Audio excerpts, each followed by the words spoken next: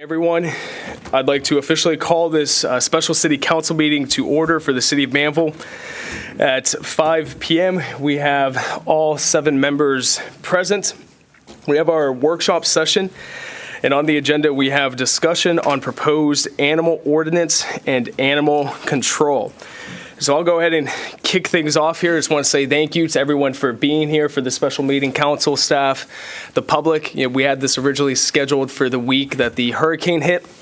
And of course, we had to reschedule it, and I hope that everybody has been able to recover from the hurricane. This is the first time the city has done something like this as it relates to animal control. This is not just a workshop. This is an opportunity for us to collaborate, for us to discuss ideas, work towards solutions. It's titled as a workshop, so that way we can have a formal meeting where council gathers together, but we want this to be a back and forth conversation, and that's what we're striving towards. This is hopefully the first of many of these types of meetings, but we wanted to get it kicked off tonight. So here's kind of the ground rules to level set with everyone. So we have roughly an hour for tonight because we do have a regular meeting that starts at 6. We'll try to cover as much ground as we can tonight, and then we will schedule follow-ups. I'm going to do an introduction, cover a little bit of the history, kind of the main issues for us to work through. Then I know our city manager wants to introduce a few items. And at that point, we'll have back and forth. We'll have a member from the community that wants to come up to speak, come up. We'll then let council speak, and we'll have back and forth dialogue, ask questions, have conversations there. I want to make sure we also keep this focused on positivity. We focus on ways to build bridges and work together. I know that there has been a lot of emotions behind this. I know I certainly haven't been perfect in regards to the things that I've said or the things that I've done, but it's important that we build trust because trust is how we take care of our local animals. Tonight, there's 2 things we really want to cover. One, we want to know an action plan for the path forward. We're not going to get everything solved tonight, but let's understand what we're working towards.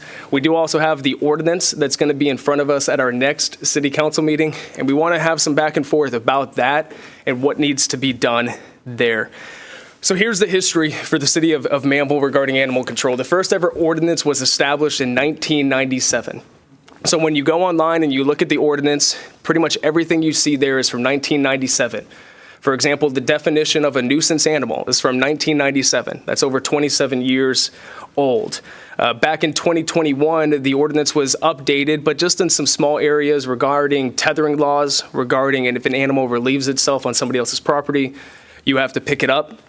But besides that, it's pretty much remained untouched. And I think we can all agree there's quite a bit of outdated and confusing language in there that we'll hopefully be able to clean up as a part of this process. One of the things the community told us last year is that we need to do something for animal control. So in October, we hired our first animal control officer, Officer Sherman, who I believe that we can all state is doing a phenomenal job. We bought equipment for him, some supplies, but the community has really stepped up. Our partners have stepped up to support Officer Sherman in getting him supplies, getting him resources, giving him the manpower that he needs to rescue the animals, and we are very appreciative of that. At the beginning part of last year, we formed some MOUs with 2 organizations, Houston Humane Society and Lone Star Paws. Officer Sherman recognized that the Alvin Animal Shelter was full. They were not able to take a lot of our animals, and so we still had a need in Manvel. And so let's partner with individuals and organizations that can really help us in taking care of that, and we'll review some of those statistics tonight. In probably it was maybe February or so, council gave the direction to staff to look at this 1997 ordinance and find ways to update it. Look at what some other cities have done, present recommendations to city council, and then we can all discuss what those recommendations are and make decisions moving forward. So another nearby city passed pretty much all of these changes unanimously without 0 pushback from the community. And so that was our baseline. That was a starting point to take into consideration what another city had done and see what works best here for Manvel.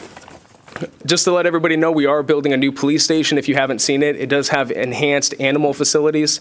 It's not an animal shelter. It's not ultimately where we want to get to, but I think we could all agree it's better than the facilities that we have now, and it's a step in the right direction. We were looking at additional MOUs to form with other organizations, but unfortunately, we've heard from some of those organizations, they no longer want to work with the city of Manvel because some people have been sharing things with them that have discouraged them from wanting to work with the city. So that's a difficult situation we find ourselves in. So we have quite a few challenges. The key is that we have to work together to solve these challenges. One of the challenges we have is space. Last 2 weeks ago, we had 9 animals in our kennels. This past week, we had 11 animals in our kennels. Our partners are full and not taking animals themselves. For example, one of our partners, since the middle of June, we called them about 25 different animals, and they only were able to take 2 of those animals. So everybody is struggling to place animals right now. We have to figure out what to do. While we work towards our long-term solutions, we have to have more options short-term. So space is a challenge, and our city manager will cover some of those statistics of how many animals we have picked up. Funding is another one. How do we pay for this? The city has a cost. Our partners have a cost. The community has a cost.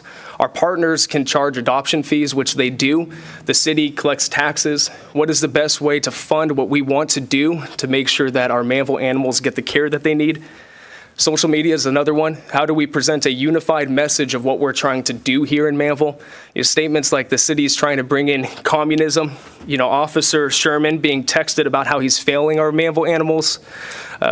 Mayor Pro Tem Sarmiento being told that she doesn't care about our animals.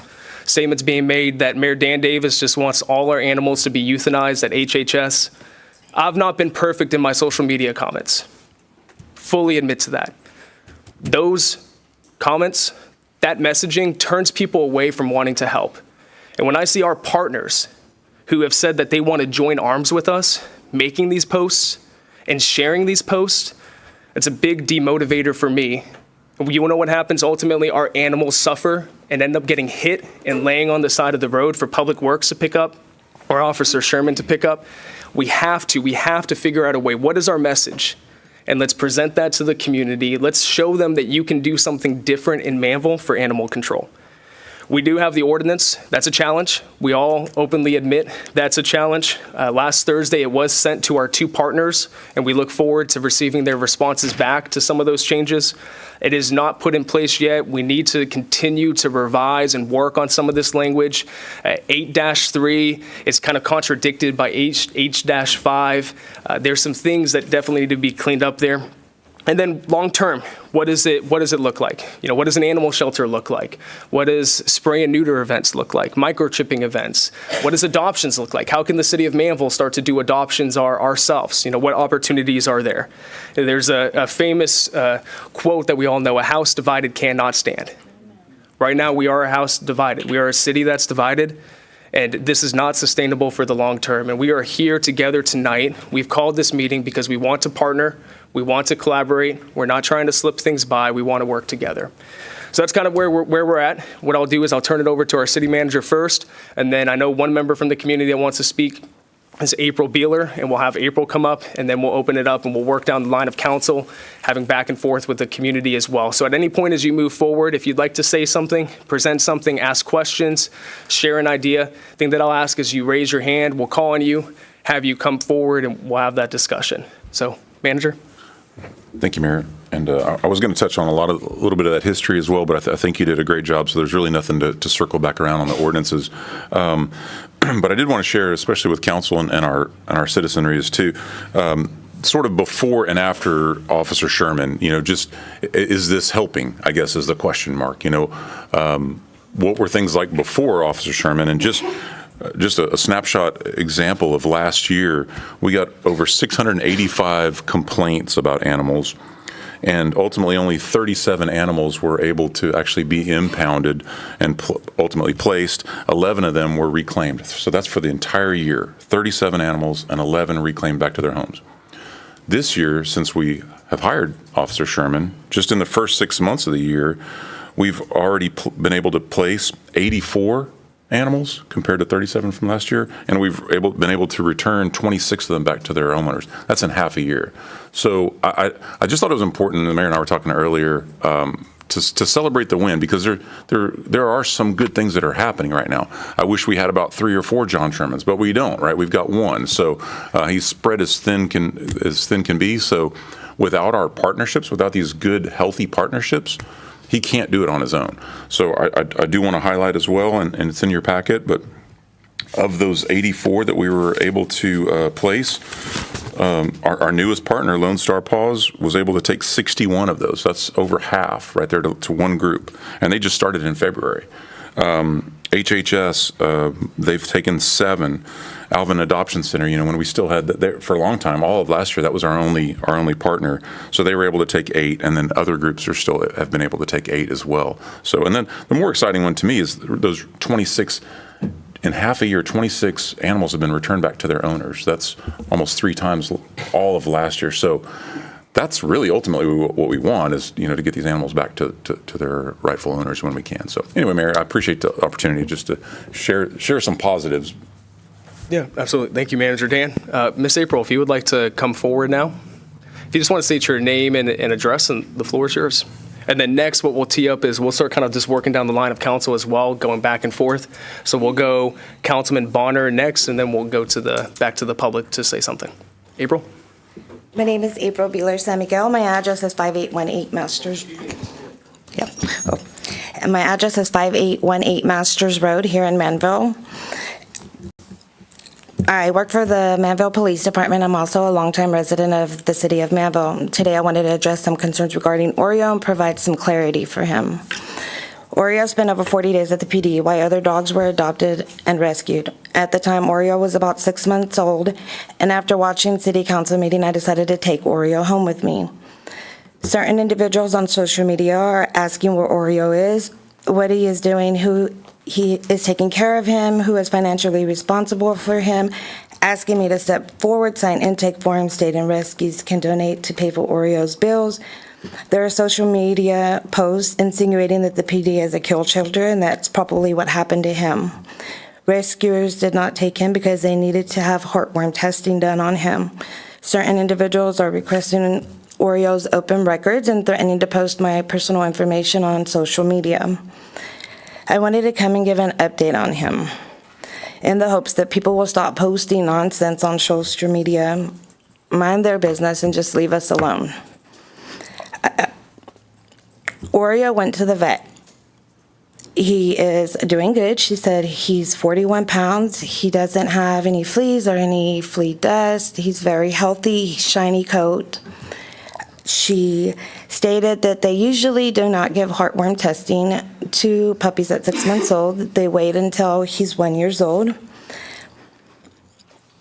As a resident and an employee to the city who pays taxes, I'm financially responsible for Oreo, and that does not and should not concern anyone other than my husband.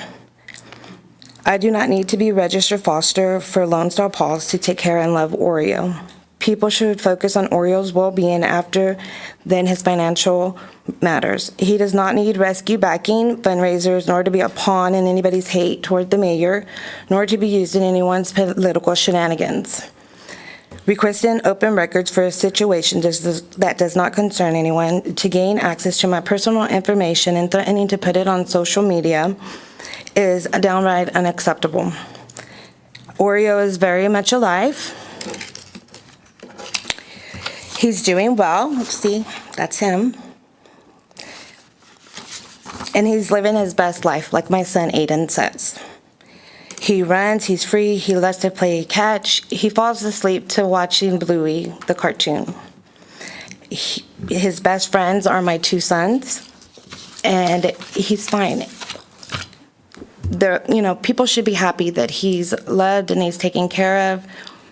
I just gave you my address, but all my information doesn't need to go on social media. That's how I feel. But he's good, so if anybody wants to see. Thank you, April. And that's all. Thank Appreciate you. the update. Glad Oreo's doing well. Council, do you guys have any questions for Miss April while she's up there? No? All right. Thank you, April. Appreciate it. Well, Councilman Bonner, is there anything that you'd like to say or ask or put forward? First of all, April, thank you for taking care of that animal. I know it's sat over there for a long time. There were tons of excuses that I heard for why it wasn't picked up, and I commend you for stepping up and doing what you consider to be the right thing. So thank you very much. I have listened and read most all of the social media context over the last week or so. There's been a lot of it. I know for a fact that the ordinance, as it's redlined right now for presentation, has been sent to the partners, and I read the comments based on that. It seems that when we redline something that was an issue, that all of a sudden there's no more talk about that. We go to the next thing that we want to comment about. I've yet to see, though, one of the partners or any individual send back a copy of this ordinance redlined with any solutions. And that doesn't seem to be a very good partnership. If only one side's going to work on changing this and we're not going to work together to try and get the ordinance where it's approvable and where it's serving a purpose, then all it seems that everything is about is arguing. And that's what I want to see out of this. Go ahead. All right, thank you, Councilman. I see a few hands, so we're just gonna have some time to do some back and forth. Yep, absolutely. So we're gonna work through this. We're gonna stay organized. The first hand that I saw, because I saw them go up in order, I think Dorothy, was that you with your hand raised? We'll let Dorothy go first. Tim, there was a lady behind you in the light blue, and then Tim, we'll have you go. Hey, Dorothy, we will need you to come forward here, because this is an official meeting. We just want to make sure to capture everything. And who do you have with you tonight? So this is a German Shepherd in training. Her name's Layla. She wants to be a disabilities dog, but maybe not. Down, Layla, down. Down. Don't be on your back. Down, Layla. Down. Yes. I don't need her to be the attraction, but I just wanted to address, I just have one question for this, but my question would be, I had no idea that we were allowed to respond to the ordinances with our opinions of how you would like the ordinances written. So if that's the case, then maybe that should go out on social media instead of, whatever else is going out. As far as Oreo, I don't think it's where Oreo went. I think it's the way Oreo went there. So nobody's trying to demonize you or anybody. I think it's these we're trying to save, the ones that don't have a voice, except for this one who seems to have too much to say tonight. So everyone, I know everyone is happy that Oreo's living his best life. That's not the issue. The issue is we're not working together. All of us are not working together. And I think this should go over here so we could all talk to everybody. And I understand it can't. So I have several other things to say. So I'll just go with this. You do have a lot of animals more loose now than before, being dumped, and that's your main problem. There's unwanted animals. You're proposing a city park. Imagine, it's frightening to think about this. Now you're going to set up an enclosed area. She goes to training at a place in Hutto. It's called Star Mark Training. It's certified with the state. They have programs for trainers. It's a huge facility, 160 acres. They have a dog park there, a splash park, a agility course, and there's a lot of dogs that come there, but it's monitored. So imagine if you set up behind here at night an enclosed area with a water fountain, maybe a few benches. How many dogs do you think you'll pick up there in the morning? Because people will find a place to drop the dogs. So an idea that might work is I've talked to people on social media that have seen people dump dogs and have no idea there's a fine for it. Instead of us advertising on social media how mad we are at each other, all of us, because I know I can be mad. Maybe we should advertise that there's a $4,000 fine for dumping your dog. This is what's happening now is because we've had spring. Everybody who couldn't afford to spay and neuter their pups, they now have puppies. And they're letting their puppies go because they don't know what to do with them. Because some people would keep dogs. The single biggest thing you'll see at any spay and neuter function is they'll be turning people away. People want to spay and neuter their pups, can't afford to. I can afford to take her for a $400 spaying and neuter because I've done it both ways, and the other ways can be more expensive. But it's difficult to find a spay and neuter clinic and then be able to get there at 7 in the morning when you have 2 kids and be able to get back at 4 in the afternoon to pick it up when you have 2 kids or 3 kids or 5 kids. I don't have that problem, so I'm a little different. But your citizens, they need a spay and neuter clinic. Can you get your businesses in town, say your honorees or your bighorns, to help sponsor a cute little pet like this? I mean, I have a foster dog that's black. I've heard it said that the rescues aren't adopting the black ones. I got called and I said, I'll take that black one. I don't know what I'm going to do with that black one. I'm going to put that black one in training and I'm going to make it. The only thing that's wrong with it is not socialized. Great dog. But because it's a black pit bull type dog, it's not going to get adopted. So it doesn't have anything to do with the rescues or HHS. They're a business, a multi-billion-dollar business. They bring in $5 million a year. In donations alone. That's not the business end of it. And I've been on the business end of it. So the business end of it is a whole nother set of circumstances that you'd call dark. So, and that's why people don't want to have the euthanization component. So let's change our words, because words have meaning. Anybody knows that, you know that. Words have meaning. And if you use the proper words, let's say low kill. Can we compromise on low kill instead of no kill? Do we because you got to, I wish, God forgive me, but I wish I could have euthanized my mother when she was dying, because she was dying and her insides were being eaten. Because that's how we kill our humans. We let them die on morphine slowly while we watch them. So I think euthanization is a good thing. So was it good for the puppy that I have that's black? No, it's not. And I'm going to find that dog a home if I have to pay for it myself. So, but it's the process we're doing this with.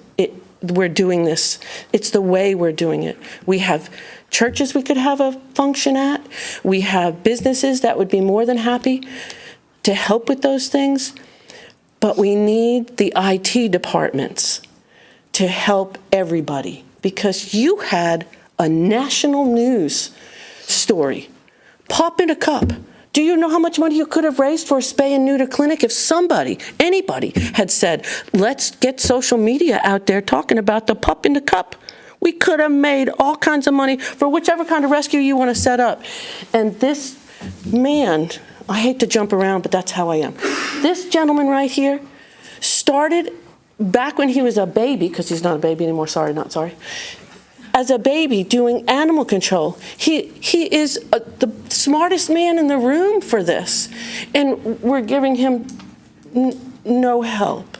We're just kind of, he needs to be promoted as the smartest man in the room for this. He's been doing this since he was a kid. We need to promote what we do right and not promote what we do wrong, because we all do stuff wrong. Almost said a bad word. So, if I had known the ordinance could be changed and you wanted me to write them, you would have gotten an email. So I didn't know that. So again, that's where if we could promote, I'm trying to look at all my solutions. You have a school in town. You have FFA and FHA. They should be enlisted in helping him every day. That should be part of their whatever they do. Your school down there that has a veterinarian program, why aren't they enlisted? Why isn't part of their program? Partner? Why don't you partner? Partner. Don't you need a partner to clean kennels and give shots and check? You want to work together? Let's work together, but don't make it be one-sided. Don't make the one side have to take all the blame or whatever. I mean, this is our whole country's having trouble falling apart. In your ordinances, you don't speak anything about livestock. I have lived next to the worst individuals for 21 years that kill animals on a regular basis. None of these ordinances helped me with anything. The police officers that came out did try. And the police officers shouldn't have to do this. This isn't their expertise. It's his expertise. He's good at it. He knows what to do. He could work with people. That's why he calls people and says, hey, I can't get these kittens, puppies, whatever they are. Can you go get them? And somebody runs and goes gets them. Is that in your count? I don't know. But I'm sure it's part of the count. So I'm basically saying what you're saying, but I am offering some solutions. Few folks know that there's a fine for dumping. Offer a reward for it. Reward the people that find it. Now, that might be a problem. I'm just guessing that you've got a bunch of people that are going to be taking all kinds of pictures and want you to take the pictures. But real, true evidence that could, if you have a picture of somebody driving away from a scene, what evidence do you need so that we can prosecute somebody for driving away from the scene? And will it be a big prosecution? My experience says no, but I'd like to get them a $1,000 fine, and I'd like to get the person who catches them and advertises them all over social media. I'd like to get them a reward of $1,000 or $500. Give them $200. I don't care. Give them something. Promote letting them have that. The Star Mark training that she goes to, I want to go back to that because that's what I do, jump around. The Star Mark training place, 160 acres, 4 rows of boarding facilities that are empty. Do you know what dogs every 4, 8, 12 weeks, they have 6 to 60 people come in and learn how to train dogs. Up to $12,000 they pay. Can be funded through the state. Do you know where they get their dogs from? The local pound. All of them come from the local pound. Most are adopted. I know somebody's got 35 acres for sale. I'm sure they're willing to set up a place like that down there for you. So that's just one. And the Hutto ordinances that I look up, they take into account the livestock, and they define. Your ordinances are so ill-defined. I helped him try to round up horses. We had no idea where they came from. He didn't have any equipment for horses. I couldn't help him. We were going to get somebody killed. So there should be a fine for the people that have horses that shouldn't have horses or let their horses out. If you want to find somebody. We could encourage. Ms. Dorothy, let's start to land the plane a little bit. I want to make sure we give other people time Okay, as well. and I just want to hand this one, because I could go on for a while. You yes, ma'am. see that? So I made these little handouts, because can't do all the talking, you stay. Look at how sassy she is. Here they are. These are Texas animals, because she's going to stay there. Yeah, she's staying. These are he told me how he picks up dead animals. This is your Texas Animal Control Association policy. These are vets only. Vets only are saying this is a really bad idea. Not only for him, but every other animal that they have in their Thank you for this. You're welcome. I'm so sorry. It's because I didn't have Tammy to help me make all these little flyer things. But this is the Star Mark place I told you about. Again, I'm just going to leave these here for you. This is what they do. They train dogs. You know what else you could do? You could have dogs trained to do that. Every single dog that you get in your employee, you have them trained by someone in town, you rescue, and then promote them. Instead of social media where we hate each other. You don't hate you guys, you don't hate you guys. You just don't understand the process. This is a difficult process, a lot of red tape in it. Okay, I've done enough. Thank you, Dorothy. No, those are great ideas, and I appreciate your comments. And just to let the public know that for this specific ordinance, we sent it directly to our 2 partners to ask for their feedback. But at any point in time, if ordinances come forward, they're posted usually 72 hours in advance of the meeting. All of our council emails are posted online. Please let us know if you have feedback, if you have recommendations. We want to listen to that. We'll go to the lady in the light blue shirt. Tim, we'll go to you. Then we'll pause from the community. We'll give Councilman David Lands an opportunity, and then we'll go to Miss Cynthia and then continue to work down the line here. If you could just please introduce yourself. My name is Julie Nash, and I live at 450 County Road 949E, Alvin, Texas 77511. I'm kind of in between Alvin and Manvel. I volunteer with National Anatolian Shepherd Rescue Network. My first thing is kind of going off of what she said about the fines for dumping. It's kind of hard. I found it with other cities and stuff because most of the people that dump are from out of the city limits. So being able to get them, find them, it's hard to do. Do y'all fine the owners that claim their dogs? Are y'all making sure that they are up to date on shots, spayed, neutered? All of that comes into play. Whenever they're out running the streets, they're out mating and making more puppies. Chief, can you speak to that, what our current process is? Well, right now, the only current process we have is we have to ensure they have their rabies vaccination and that they are registered with the city of Manvel if they are residents with the city. The proposed ordinance is the spay and neuter part of the proposed ordinance, but we do not currently have that in the ordinance. That was actually brought over from the city of Alvin, which has currently passed that ordinance this past spring. That was one of the things that they were able to acquire this past spring. All right, thank you, Chief. Okay. And some, like bark, the owner has to pay for it, the spay and neuter before they get their dog back, or they have to relinquish the dog to the shelter. The other thing is, can any rescue, what does it take for a rescue to pull from the shelter? Do y'all only work with those two partners, or? Right now, there's no requirements to be able to pull from our shelters. There were proposed requirements. Those have been struck from the ordinance. The only thing is our animal control officer has the discretion there just to make sure that you're good, that you're not trying to take the animals and fight them or do anything you're not supposed to. But there are no set requirements right now. If you as an organization or an individual wanted to partner with the city, right now we can partner with you. You don't have to have a 501c3 or anything like that. Correct, Chief? That's kind of scary. I'm just putting it out there because there's a lot of people that act like they're rescues, or they animal hoard and take people's funds just for that reason. Yep. I would suggest putting in some kind of things in place. I can help you with that. There's applications even for fosters. All of these things need to be built and put into place before we go crazy with this thing. Let me ask you a question. Since you said that about at least having an application, what are some instances that you have seen where people see a particular animal and come to take it, and then you hear a horror story? Why do you think that having an application is important?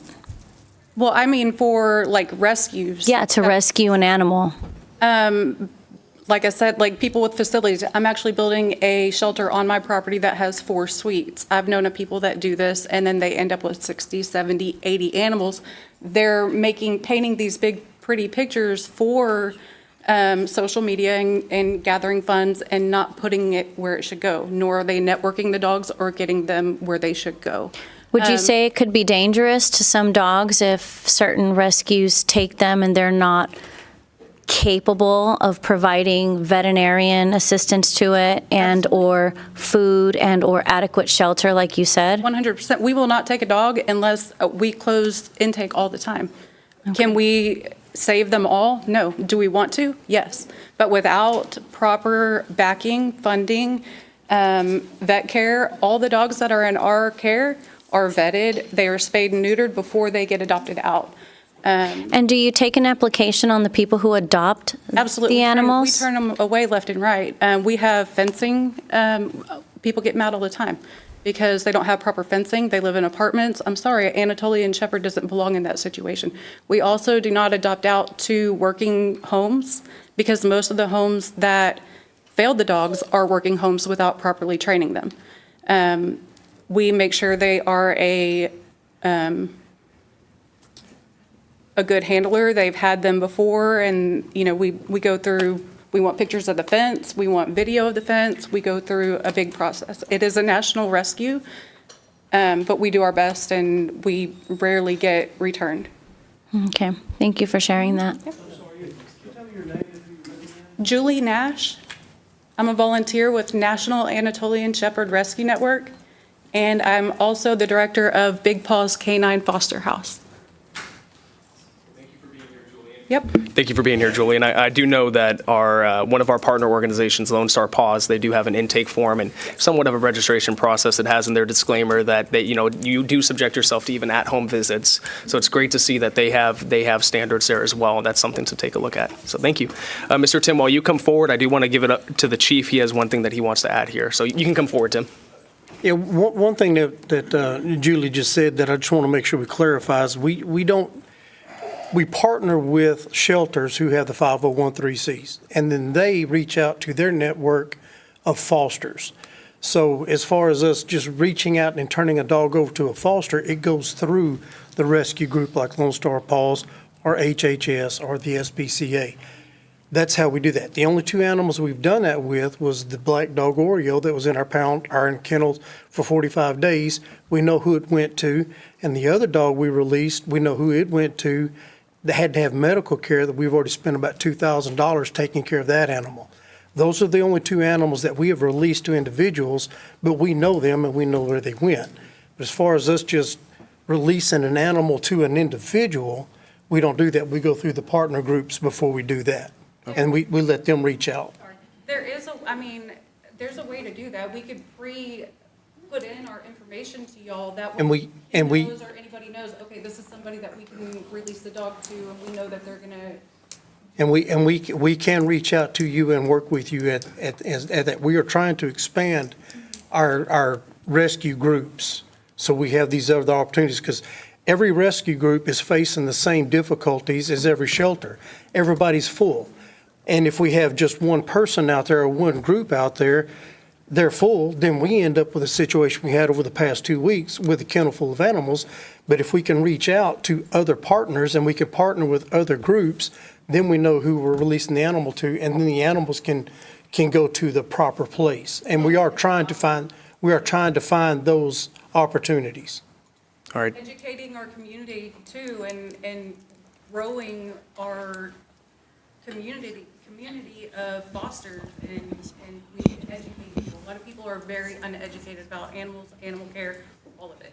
Absolutely. So, Mr. Tim, we'll give it to you now. Thank you for all that feedback and for speaking. That was very insightful, very helpful. So thank you, Ms. Julie. Tim, we'll go to you, and then we'll go to Councilman Lands next. All right. I'm Tim Black at 5115 Furnace Road. And I think a lot of what's going on here, I came up here, 3 weeks ago to that first meeting, and I think my biggest issue with this is at that time, the people that were interested and had just found out about it, had we just slowed down a little bit, which is what we tried to do, I think that a lot of this stuff right here would already be answering itself. You could have made time to talk to everybody, which we desperately tried to do at the last meeting, which somehow got voted on anyway, and then they took some stuff out. Now, we did manage to get to here, had a hurricane in the middle, lots of other things, but having said that, after that first meeting, I went up to the police station to get Oreo, who they had gave away. I got there the day after, which is fine, that's great. But you also had 3 other dogs in the kennel, and I told them I'd take any one of them. I left my name. They were supposed to give it to Sherman, which never got back. I went 3 days in a row there. Nobody. The next thing I know, Sunday, they took the dogs to somewhere else and got rid of them, another shelter, I guess, and got rid of them. Now, my issue is not just, and I know Sherman's been here for 8 months or however long. We've been here for almost 25 years, or my family has. I've been here 5 at the same location as my family is. And during that time, we've lost 2 dogs to coyotes that we watched take the dogs, and a chicken, which was different, but his name was Buck. He was a cool chicken. But I lost 9 cats in 30 days while I watched. And then I had Sherman out there on Old Chocolate Bayou right there by my fence all the time. I've caught him out there 5 or 6 times, which is fine, and I know why he comes and goes, but it's still kind of weird. I blamed it on a big hoot owl. It's a lot of cats to eat for a hoot owl, that's who I blamed it on. But I think we need to slow down if we could just, I know Dan's trying to grow the city, but I got concerns with that too. We got 90 to 100 employees currently, which is a lot of payroll. We were all self-employed, me and my brothers, my father. I'm watching y'all buy property. We just bought the highest priced property ever sold in all of Brazoria County right behind us, which is weird to me. Okay, a piece of property that was on the tax rolls for 43 grand less than 2 years ago. Then someone had the wherewithal to buy it for 400 and something 8 months ago, and then we just purchased it as a city for 600 and something. I find that odd, which is what I've been trying to sit down and talk to the chief about, or get a meeting where we don't do this. I obviously don't have all the information, but if you do what I do, that seems really, really odd, especially when I'm trying to watch my property values. The property, the 25 acres behind me, the guy spent 8 months trying to sell it and got less than 30 grand an acre at the end of the day. And it's on 1128. You could put a Walmart on that facility if you wanted to. So, I keep hearing about how all the property keeps going up in price and price and price. And then I realize that the city's spending more money on our property than any other soul there is, which is interesting to me. I'm going to do some more investing. I'd like to sit down and talk to somebody and figure out what property we bought, who we bought it from, what it was on the tax rolls for. So Tim, we can set up I know a time, that's different, but that's one of the things I want to talk about. But it goes to the same thing about the growth of the city. And I know, Dan, you got 100 people. I know we're growing the city, but growth is only good if you can pay for it. And I have questions about the chief, because there had to be a revenue side of talks to this on the new rules for the dogs. You had to have that revenue talk. I mean, if you're doing your due diligence, this is what this will bring, potentially. I mean, that's how we do it. That's how we always do it. You know what I mean? Everything we put in implemented, we wanted to know what it may or may not do. And I know it's subject to what happens, but I have concerns about how many dogs and what have you we're getting through the kennel now, or through the whatever. You know what I mean? If you live here, like you said, Dan's happy that we gave 27 of them back to their owners, but how did we end up with 27 of owners' dogs? I mean, were that many of them running loose? And it may be. I don't know. I may not have all the information. But I think had we slowed down in the beginning and at least start to slow down from here and have real community input, let them sit down. You said you don't get anything back. You got nothing back in writing. Well, I didn't know I could get anything back in writing either. It's run kind of, you know what I mean? It's run a little different in here. We're all learning too. We're not part of this. We're trying to figure it out as well.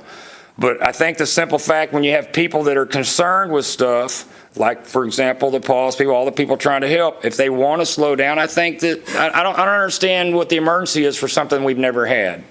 You know what I mean? Especially if we want to do it right. And I also agree that, I'm not a social media guy. I think all that's wrong. I think social media is taken wrong most of the time anyway. I think it's death to society for our kids. But anyway, don't get me started on that. But I think there's a better way, and I think slowing down, and if you want to do it as a community, I love Manvel. I love the police station, but I also heard that there's $6.1 million left in the fund over there. I'm hoping they put the rest of the money somewhere else to pay for the police station, because it's far from done. You know what I mean? I mean, me and my brothers built the fire station 23 years ago, and I mean, you know what I mean? We're familiar with what it takes to build stuff. So and then when I heard they were taking the money out to buy the other lot, I have concerns in that. I want to make sure they're doing it right. I also understood when they did the tax deal here a few months back, when they did that for the $40 million they bought for all of that. Tim, how they were paying it back. Let's make sure to keep it focused on animal control. Well, I think it all goes back together to the same thing. And I know that's part of the problem too, is to separate and divide and conquer. I don't think that's a good plan. I think that we need to have some conversation about growth in this town, because growth is based on whether you can pay for it now. And it's not necessarily paying for it. When I hear this gentleman here say that we expect to pay for it by everybody's taxes going up 10% a year from now on. Well, that's devastating to a guy like me that's fixing to turn 65. I mean, okay, that sounds odd. But you know what I mean? Especially when I watch the property. Now, that's not to say that things aren't, getting better here and more expensive, but, based on what is what I'm concerned with. But I think that what I'm mainly here is I know these people have a lot of issues with how they're doing the dog stuff and the animal control, which is going to affect everybody in town. I'd like to know the revenue stuff. I'm sure there was a conversation about it, Dan. There had to be, right? If you're talking about making rules, they're all finable. I mean, you don't make rules and ordinances that aren't finable, do you? I mean, if the dogs get out or this gets out, and I want to know how that affects us, because I know, and the reason I keep putting it all together, because it does have to do with how he pays his payroll here, or how we do it, and it's a big deal. And I think that we need to figure out who's paying for what, how they're doing it, and why. Okay, because I know the one lot that caught my attention right behind here, That's a big swing in my world from 43 to 8 to 4 something to 6 something all in less than 2 years. That's Yeah, so odd. what we can do Pretty here, odd. Tim, is I'll reach out to you. We'll set up. Right, and I've called you and left you a message. I tried to do that 2 weeks ago. Then I know we had a hurricane. I left a message on your phone to sit down and talk to me. I'd like to have come into the chief's office a couple times trying to, I'd like to have that to Yeah, where we absolutely. can sit down and discuss it, because I find it odd, and I'm that weird guy that'll figure it out. So, but anyway, that's all I wanted, and I think on the dog stuff, I'm concerned how I lost 9 cats. I don't think Sherman, I like Sherman, okay? I'm not sure why, you know, I live on 15 acres, I got 100 acres beside me, 24 acres behind me. I'm not sure why that's where we need dog catchers. Now, I know that people drop, you know what I mean, and me and him had conversation. I'm sorry about running you off down there. So Tim, I'll make sure to stop taking. I won't take any more of your. No, cats. I'm just sorry. saying, don't take any more cats, but it's not the point. But you know what I mean? I think there's a lot to be learned here. And the first thing we need to do is slow down. When people have concerns, I don't see the urgency to push this stuff through when we're a small town trying to grow. And I get it. But there's other stuff that needs to be looked at too that's pretty odd. Those are odd. Those are big numbers. It's a lot of money. Okay, there's another 160 acres that I'm focusing on right now. There's some things that are interesting in our city past here that we need to figure out. And also, I mean, I know Tim, a statement was made that you don't make enough money to live here, and that's odd for me too. Okay, so hey, Tim, we need to figure those things out. And I'm done. Time out. Thank you, sir. I appreciate it. Thank you, sir. We'll set up a meeting. We'll sit down and talk. Let's. Talk to the chief too. I like. We're gonna go with Councilman Lance first. Miss Cynthia raised her hand, and then we'll go to you next. So, Councilman Lance, we'll go to you next, sir.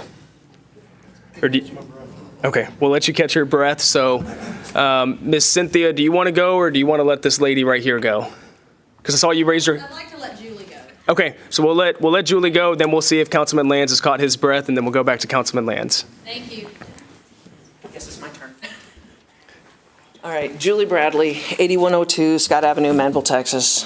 And you guys have heard me before.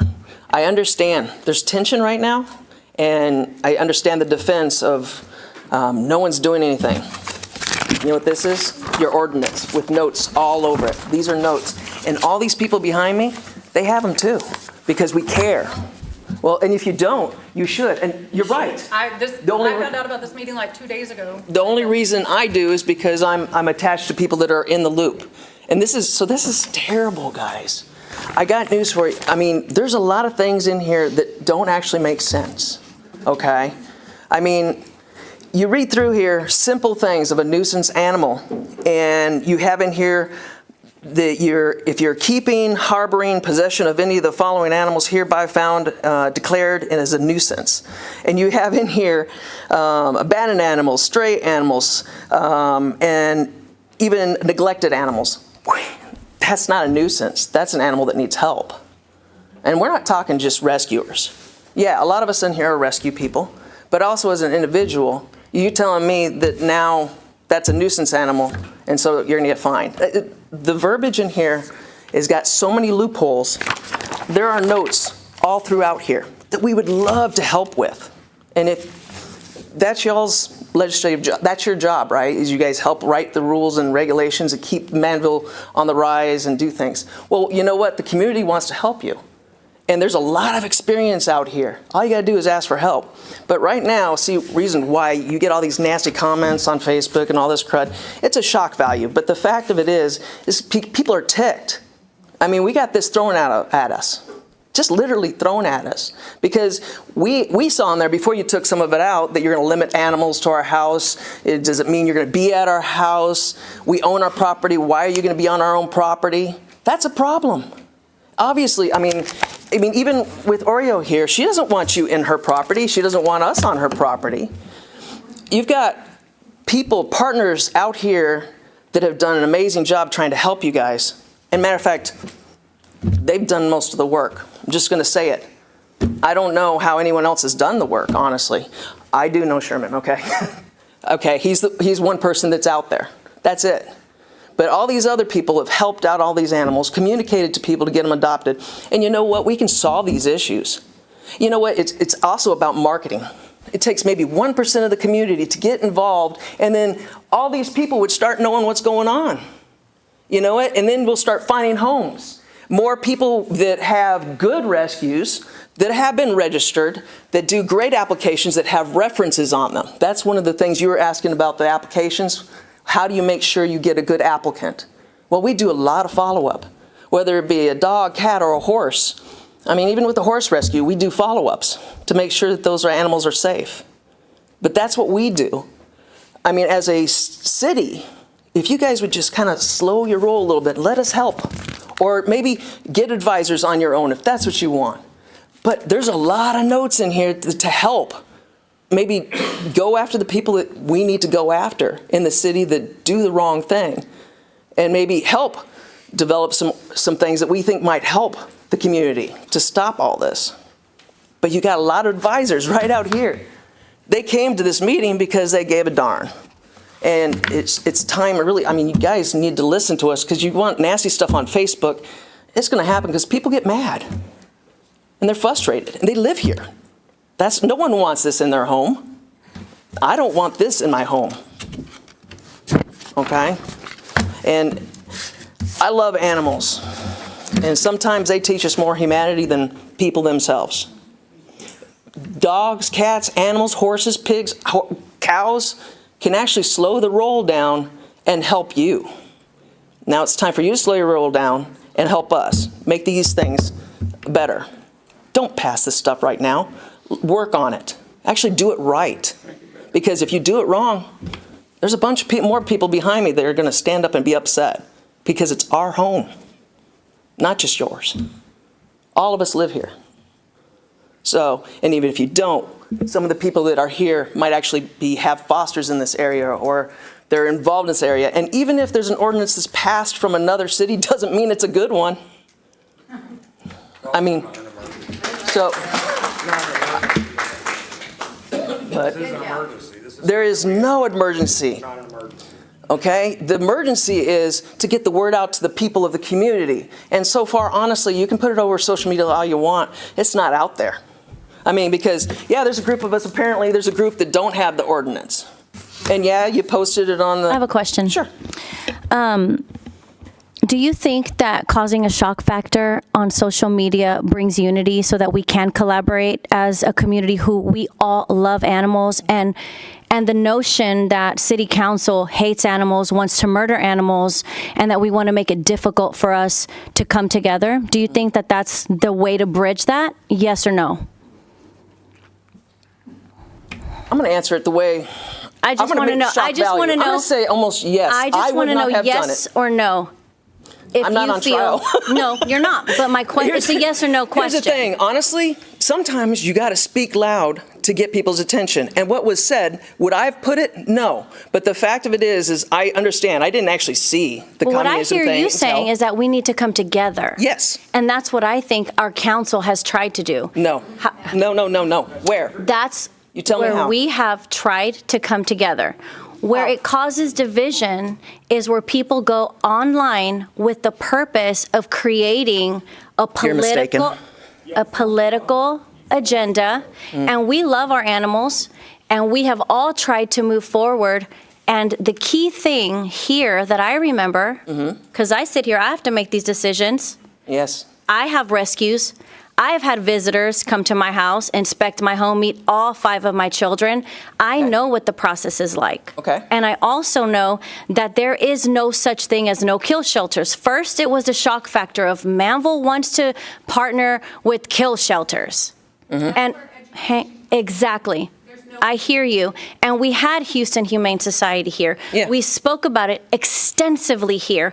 And nonetheless... You did not hear both sides. Hang on one second. I hear you. Well, you were asking me a question. I'm just trying to respond. I hear you.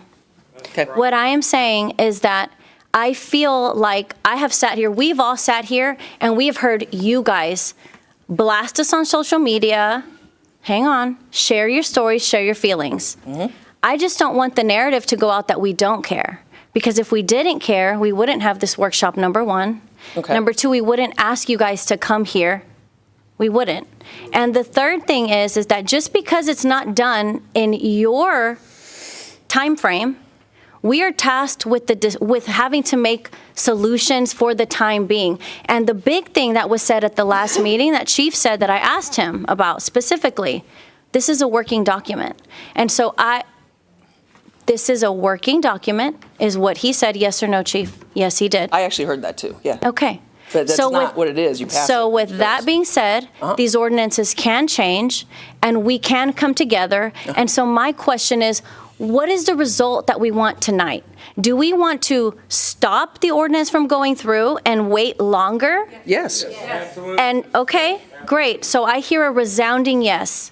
Yes. That's what the we actually said community last wants. time. I can't talk to 15 people at once. I'm sorry. Hang on. I'm responding to you. That's what we asked last time.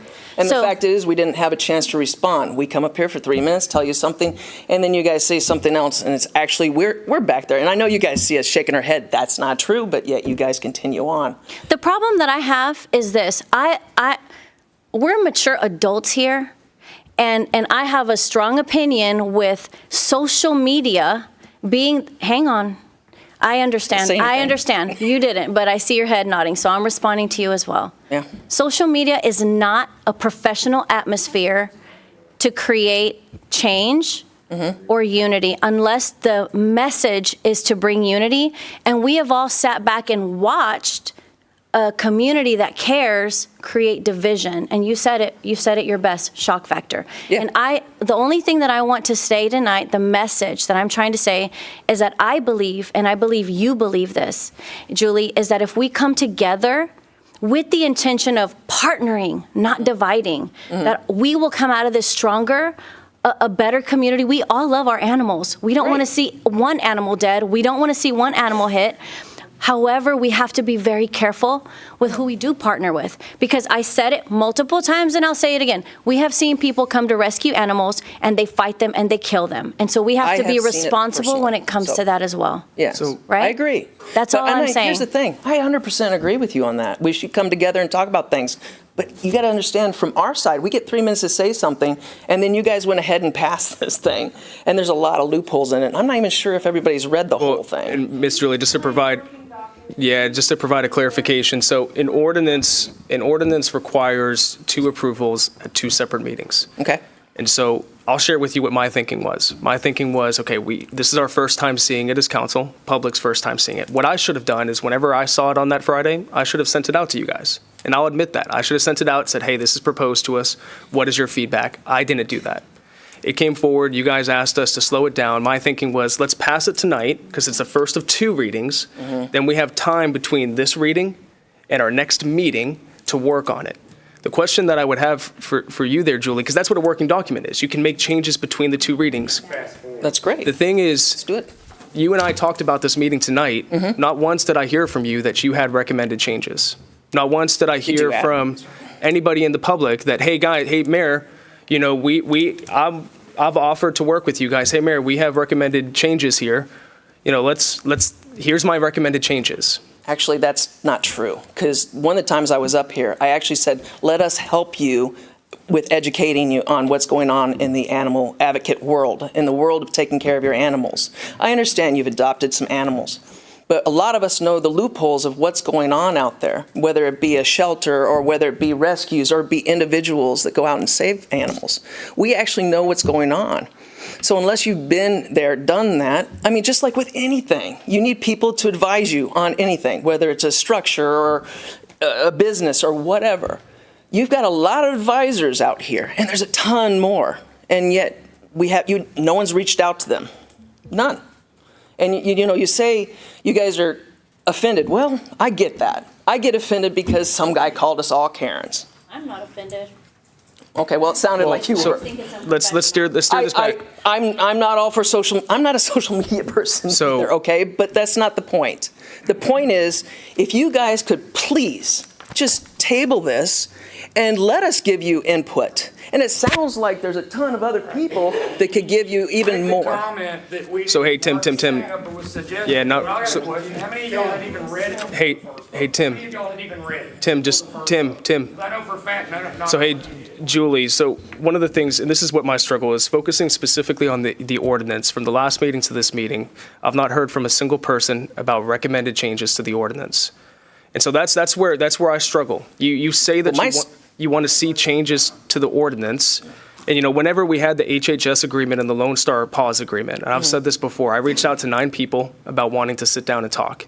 I don't know if you were one of them, and I apologize about that. I did reach out to 10 different people. One person said they'd be interested. The other 9, some person said that they had no desire to sit down and talk with me. So I want to work here, and the struggle that I have is, if you guys have recommended changes, Yes.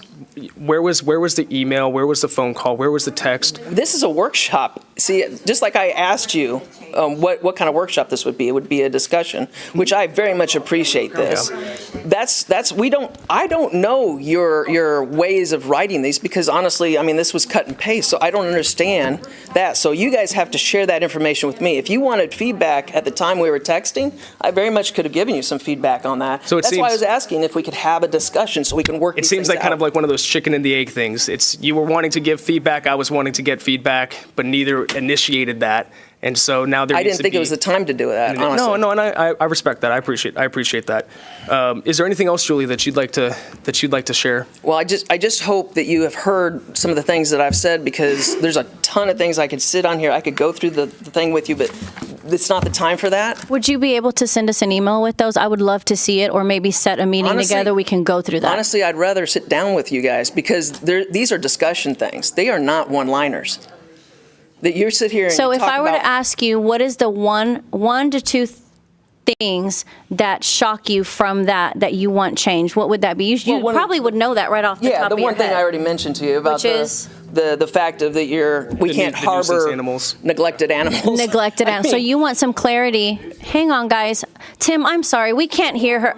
We can't hear her if you keep talking out. Like everybody else, like they're being decent. Can you please? So guys, this is starting. Please. Get out of here. Tim, It's just sad. man, please stop. It's just sad. I'm sorry, Julie. It's okay. He's passionate. No, I he get is. it. I get it. We I love get the it. passion. It's just we have to be adults here. We all want the same thing. Okay, It's and maybe a different way, but I think we all want the same thing. Okay, That's then it. that's So I was trying awesome. to ask you, what is it that you would like? So you want clarity on the word nuisance. I heard you say that, right? Yeah, but that's Or- one little Okay. thing out of I'm just the trying to whole get page. from you, not from social media. Right. I don't want to go and hear the stuff out there that's Right. intended to be divisive. See, I just want to know from you, from your heart. Okay, I see those. Yeah. But I want to know Okay. because, okay, if the word nuisance, great. There's That's a lot of words that could mean. Yeah. So you want specifics like well, I What? want it written to where we can actually rescue animals off the side of the street. You know, someone can take in animals, stuff like that. Hold on. What we're doing right now, guys, we're having a conversation with Miss Julie. We're going to turn it over to Councilman Lands. Then we'll continue working through. Here's the short list. So Julie, what I would like to do, because I do want to make sure we're continuing to be productive with the time here. If you could list off kind of some of your key bullet points right here, we'll get that to the Mayor Pro Tem, and then we'll give it over to Councilman Lands. Okay. And what we would love to do is if you can send us those bullet points as well, that would Okay, be. but you know we want to discuss it Of with course, you. but we also want to see where your thinking's at. It's it's a collaboration. It's literally, we could literally go through it and we could rewrite it together, honestly. And I don't care. You can take offense, whatever. But the fact is, when it makes sense to all of us, it's a go. It's a great thing. And you make sure that the neglect is in there for the people that are going after the neglect. That's the more important thing. if we collaborate and Yes. come together where Yes. you guys feel peace in your heart Yes. and you check off every ordinance that you guys would like to see, the words, the way they're written, because words have meaning. Right. Right? Right. Are you guys going to go online and give a shout out to council, to the chief for the efforts for doing that? Thank you. Here's, I'm asking Julie, I'm so sorry. yeah, I'm honestly Yes. not on much of social media. Okay. But I will give credit where credit's due. Thank you. But That's all we want to hear. I want to see Until that now, if we do honestly- this, we come together. Yeah, and honestly, until It's an this minute, opportunity. I don't know that everybody's been involved in this that's on the council. Well, I mean, So- it's also difficult to create an ordinance and invite the entire community with their expertise. I mean, it's just, it is difficult. So you're right. We get do it. need I advisors, get it. and we have been reaching out to advisors as well. Okay. Right? So Can you share with us real quick those bullet points, just so I can take some notes and start researching Yeah, they're as well? not, I'm not, okay. Cynthia, come here. I'm not, this is not my notes. This is go ahead. So it's section, I can just give you the section and the causes. 8.7, where you're eliminating rescues and shelters, destroying animals, vicious animals,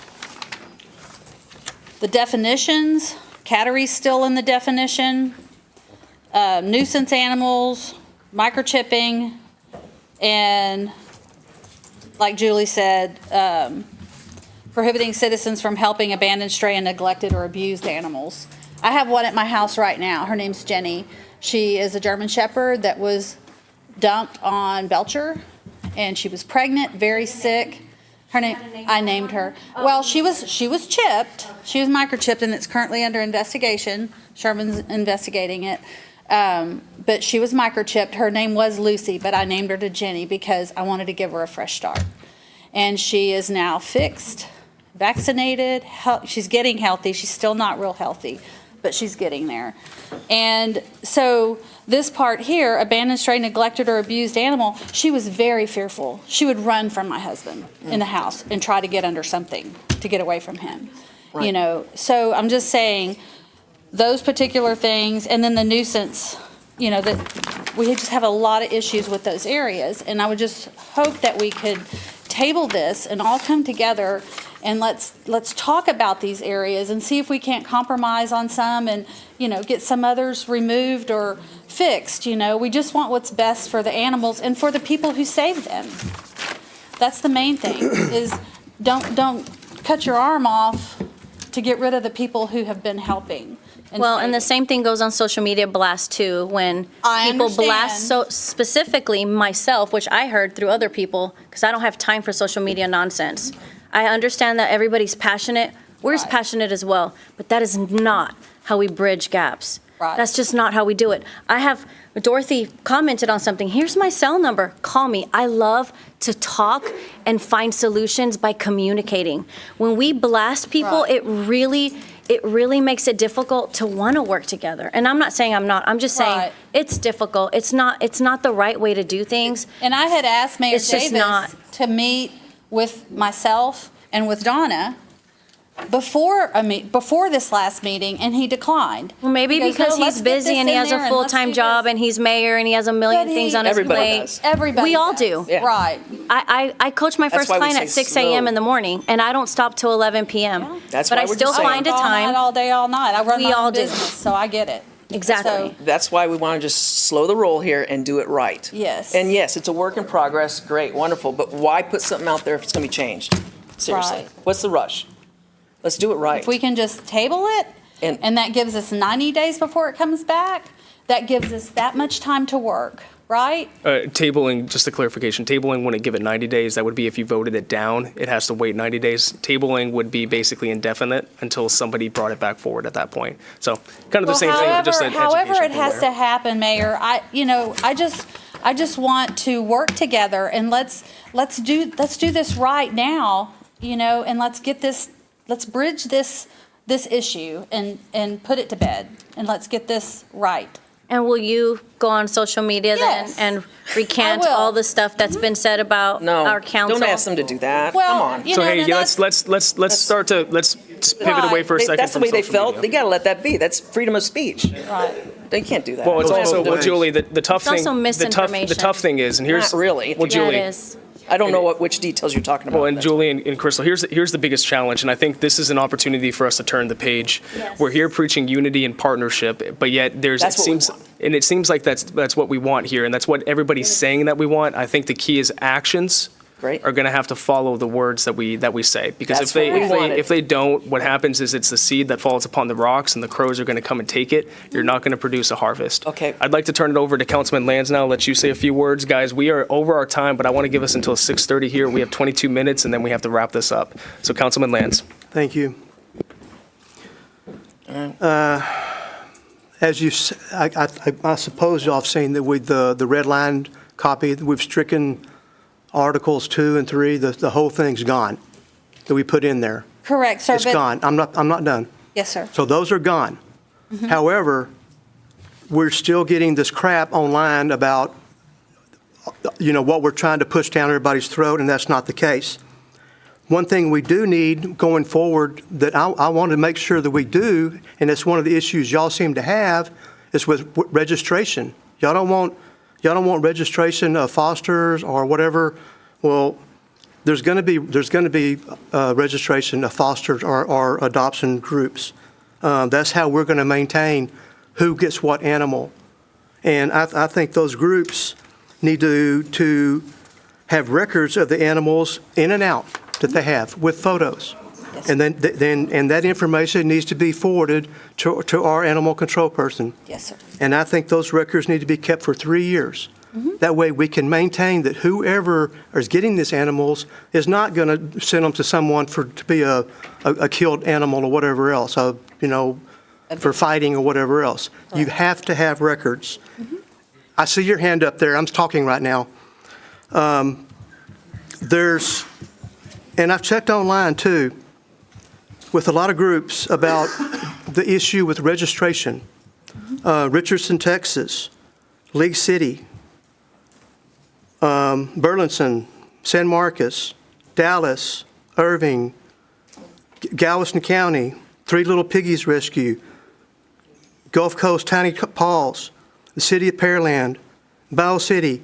All of these require registration. Correct. And I don't understand why everybody's up in arms about, we're trying to force registration on these groups. Frankly, I got bored trying to find someone who didn't require registration.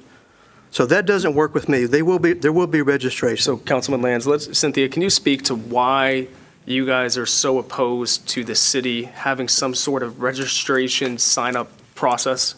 Right, because we're already a part of a 501c3 rescue. So we are already registered with a rescue. So if it's different, if there's a citizen that isn't registered with a rescue, then I think that they should come and register with y'all so that y'all can check them out and make them file, do background checks or call the vet to make sure they're responsible with their own pets, the things that rescues do. So that's why we're already a part of a system like that. But it was posted online that that's a detriment for what y'all are trying to do for us to require registration. Somehow it's a detriment. Well, it was a detriment until y'all removed those specifics in there.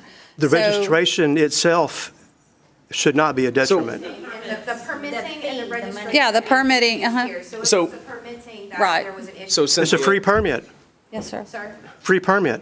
well, what if it's, because, yeah, I think we're kind of, what if it was presented in the ordinance like this? Either you have to be registered with a vetted foster Rescue. or rescue. You have to be. Yes, sir.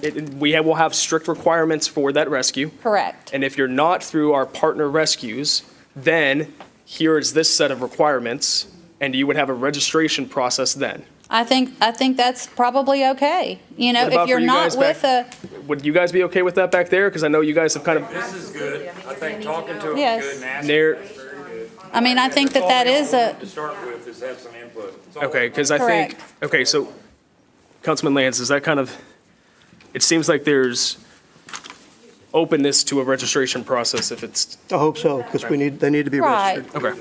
Okay, what else you got, Councilman?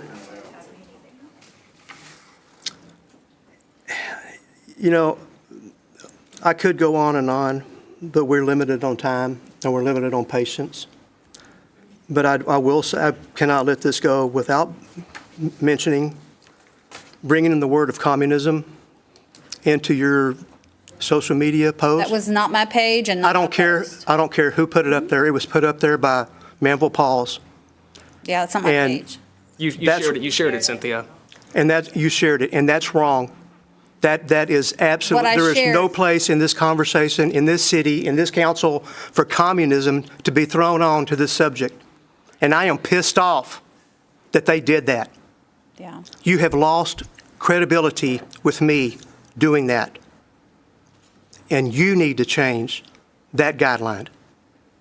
And that's all I have to say. I shared the information, not the communism. I shared, if you read the information that was, and like Julie said, we're not in control of the shock value, but I shared the information, I didn't share the communism, okay? Whose page is it? Yeah, would you be willing to share who runs that page? Who runs that page? I cannot share that information, I'm sorry. Okay, that's interesting. So, Ms. Cynthia, before I turn it over. I don't have permission to do No, that, and I'm that's- sorry. I get Is that. Manvel Paws on the Rise here today? No. They're not here. So we have an organization or a Facebook page that's trying to build community that didn't show up today. No, they're not. Okay, thank you. Because they want to remain in the background. I can't, if I could, I would, but I can't do that. Okay. I'm sorry. So Cynthia, before we turn it over to Councilman Opliger, is there anything, since you're up here at the podium, that you'd like to share or add or contribute? I just really hope that we can move forward. Let's all get in a room together and let's talk these back and forth, and not on social media. Let's do it together. I think we all have the same goal in mind, and that's what's best for the animals, and that's what I hope that we can do. Because, like I said, there are those of us that are here to help. I've said it since 2022, Chief and Captain McLean, that I want to help with animal control, and I do, and I still do, and I still will. I just want to be able to sit down in a room and know that we can sit there and we can talk this stuff out and get to a final conclusion that we can all live with. So, Okay, thank you, Cynthia. So let's y'all go for your with time. Councilman Opliger, and then ma'am, we'll go with you with your hand up next, okay? So we'll go Councilman Opliger and then you. So thank you for your patience. Councilman? Wow. So when I read this, I didn't know that, for example, the nuisance, it made sense to me. When I looked at it, I went, okay, if there's a better word for it, I don't know. And I looked at it as, I'm trying to make something better for Manvel. Nobody here wants to see an animal harmed in any way. I think that German Shepherd that was over, it came by my house. I knew it was dumped. I could tell it was dumped. Anybody, a blind man could see that animal was dumped, right? But it wouldn't let me get close to it, But so for the ordinance itself, like I'm looking at it and I said, okay, it's like registry. I'm thinking, God, we're going to come up with suggestions like the registration for the microchipping. Can that be done online? Right? I was thinking we were going to talk about stuff like that, but we're so far in the weeds of the process of the rescue.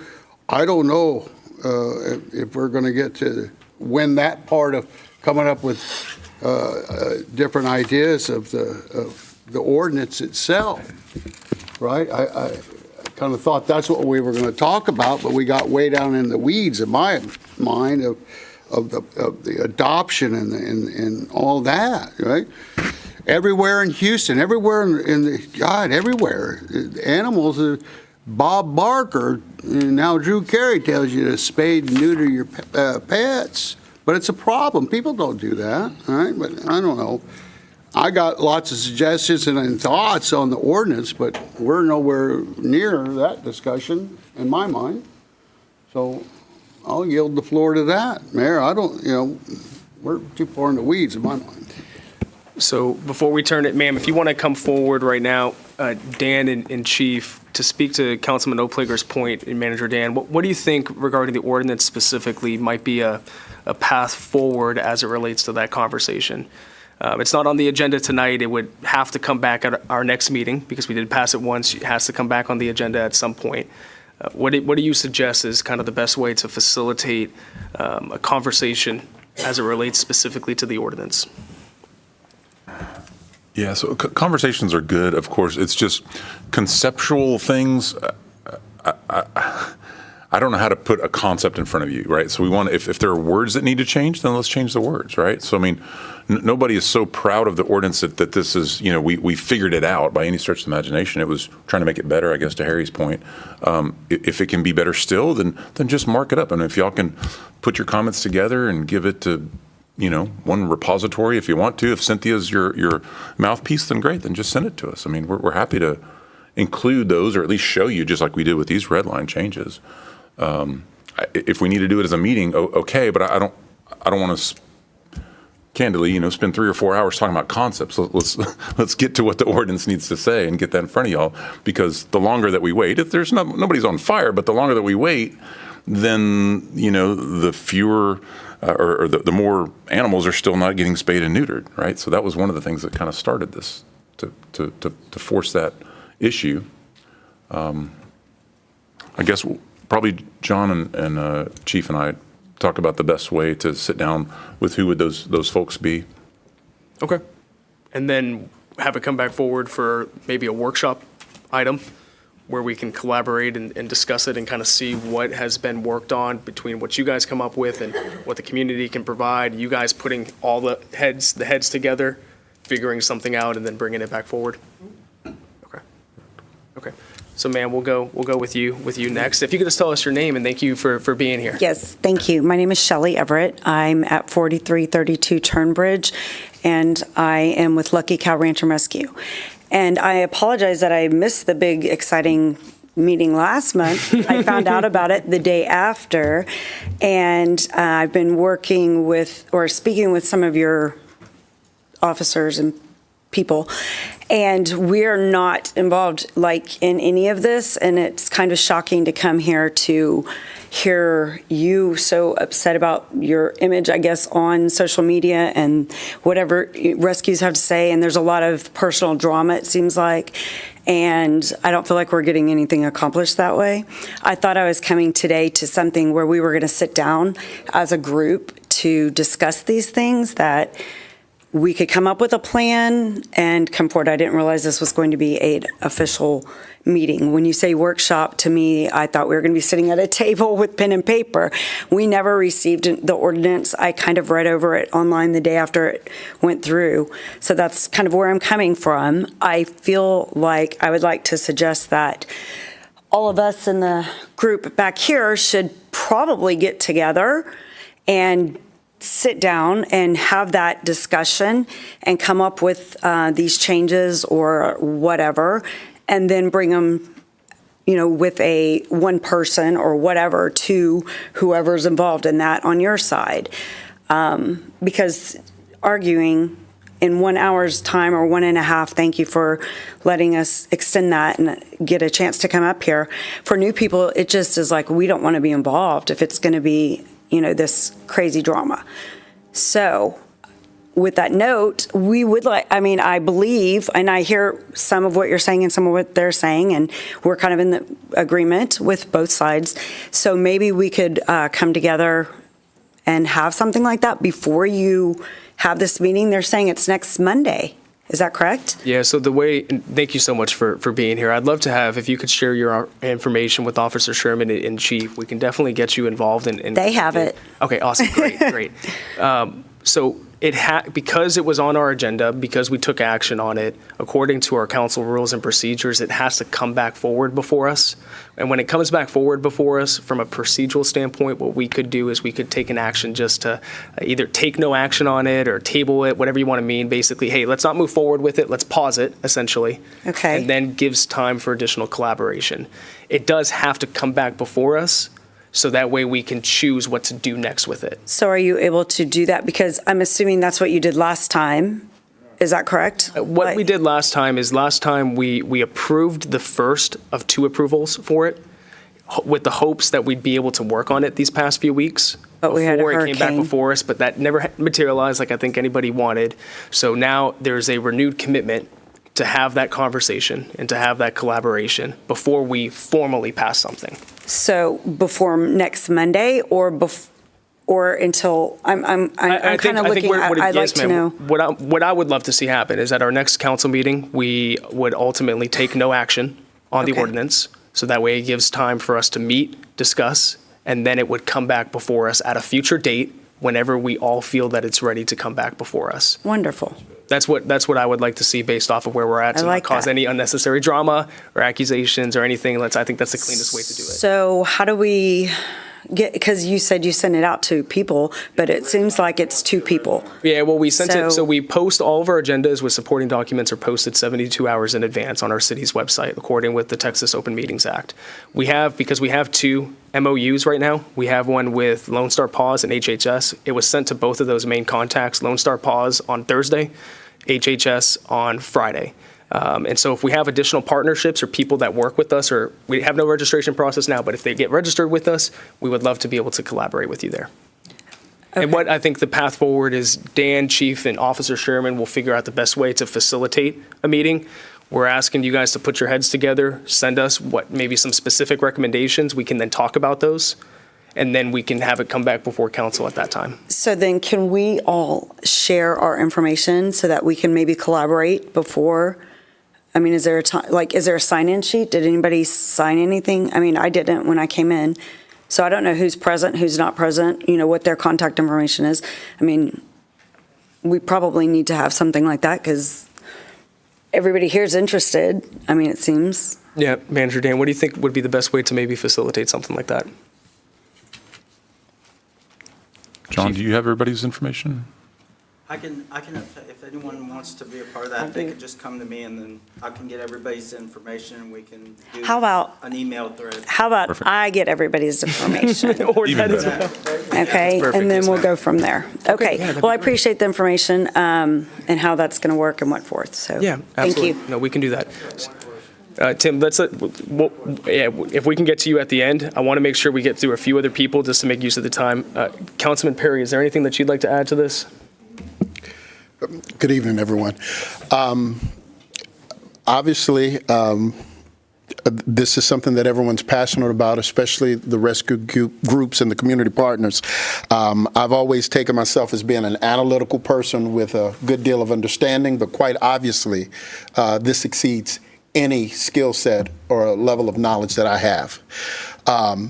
It concerns me that we're at a place where we seem so divided as a community when I know the role of council, any of us up here, is to make sure that we're adequately meeting the needs of the community to their satisfaction. So with that being said, it's clear that we're not ready to move forward with this. It's clear that we need to have some genuine and sincere collaboration and input to make sure that when I reviewed some of this, I made the assumption that we were coming to some areas of agreement, of course, until the social media posts and the other things that showed otherwise. So given that I don't have that level of skill set, I'm looking to those that have the knowledge, both with our city staff as well as with the community partners, to come forward and make a sincere effort so that we can resolve this. Because the bottom line is the staffing, the facilities, the resources are overwhelmed because of the animal control problem. So that's the root of the issue, and we're trying to address it in the best manner that we know how. So I do hope that we'll have the opportunity to discuss this more, get more direct input so that once this ordinance is put in place is one that we can all come to an agreement on, and that is going to serve the best interest of our community and unify our community back together again so that, hearing that there are groups that may not want to work with us because of the divisiveness that they're observing, that's problematic, and whether anyone agrees with it, I'm a firm believer of Manvel as being a city on the rise, but we can't be on the rise if we're stuck at this point over this particular issue, and we can't civilly work together and come into an agreement with one another. And I'll stop there because the preacher and me will have me go on and on and on. But yeah, this needs to be resolved, and it needs to be resolved amicably. I can't even talk tonight. And we need to bring this community back together because there's so many other things that we still need to do in this community. We can't get stuck and divided in one area. So that's my 2 cents for what it's worth. Thank you, Councilman. I know, Tim, you'll have something to say. We'll make sure to get to you. Is there anyone else that would like to come forward and say anything, present anything, make any ideas or suggestions? One thing. I want to thank everybody, especially the council, for being open as they've been, and everybody else, to be able to let us say what we had to say. So just thank you. Thank you, Ms. Dorothy. Anyone? Oh, Ms. Cynthia, yes. Yeah, I do. If you just want to please come forward so that way we can, makes it a little easier to hear. I just wanted to make one suggestion is in the interim while we're working on these, there are a lot of state regulations already in place for animal control. So if we do have a situation before we get these, in place, then we can always, the state has hammered this out. So we have that, right, Chairman? With the state regulations? State has Yeah. a lot, yeah. Yeah, and I think that's basically it's where we're at right now. So we Right. have our 1997 ordinance still in effect with the 2021 updates, plus all state regulations that might supersede what we do here at the local level. So the ordinance that you see on Muni Code, that is going to stay in effect and enforceable. Keep in mind, it's enforceable until whenever these changes are finalized. Correct. And thank y'all too. And I think we can work all this out. All right. Thank you, Appreciate Ms. y'all's Cynthia. time. Thank you. All right, we'll go Mayor Pro Tem Sarmiento, we'll then go Councilman Hudson, and then we'll go Mr. Black, and then we'll wrap this up. Okay. The first thing I want to say is thank you to those who did show up that had no idea what was going on other than this was an issue that our city and community has been trying to work towards. Thank you to the people who have stepped up to foster. Thank you to those that are doing the work, redlining, looking at it because you care. Thank you to those that are looking for paths to come together as a community and not look for reasons to divide. And thank you for those who are willing to step up and come to the mic and be open about your position and your desire for the animal and our animal community. I mentioned this a couple meetings ago. I would like to see us come together, first of all, to maybe have a microchipping event. If you know of an organization or nonprofit, I have access to a few of them, Emancipet, PetSet, there's a few others out there that I would like to come to work with, that maybe we can have this type of event. I'm sure council and the community would love that. Even maybe a spay and neuter event, a registration event, not with fees attached to it, but mainly my desire to see something in that regard is so that if you lose your pet or I lose one of my 3 babies, that somebody knows how to get them back to us. I have a puppy that I just rescued. It's a Vizsla. Not everybody can handle that type of dog. And he takes his collar off and my neighbor calls him magical. He escapes. It's like, how does this dog keep escaping? And it happens. And so I not only are we microchipping the baby, but also a registration to facilitate getting that animal back home as fast as possible. I would really like to put myself out there for this.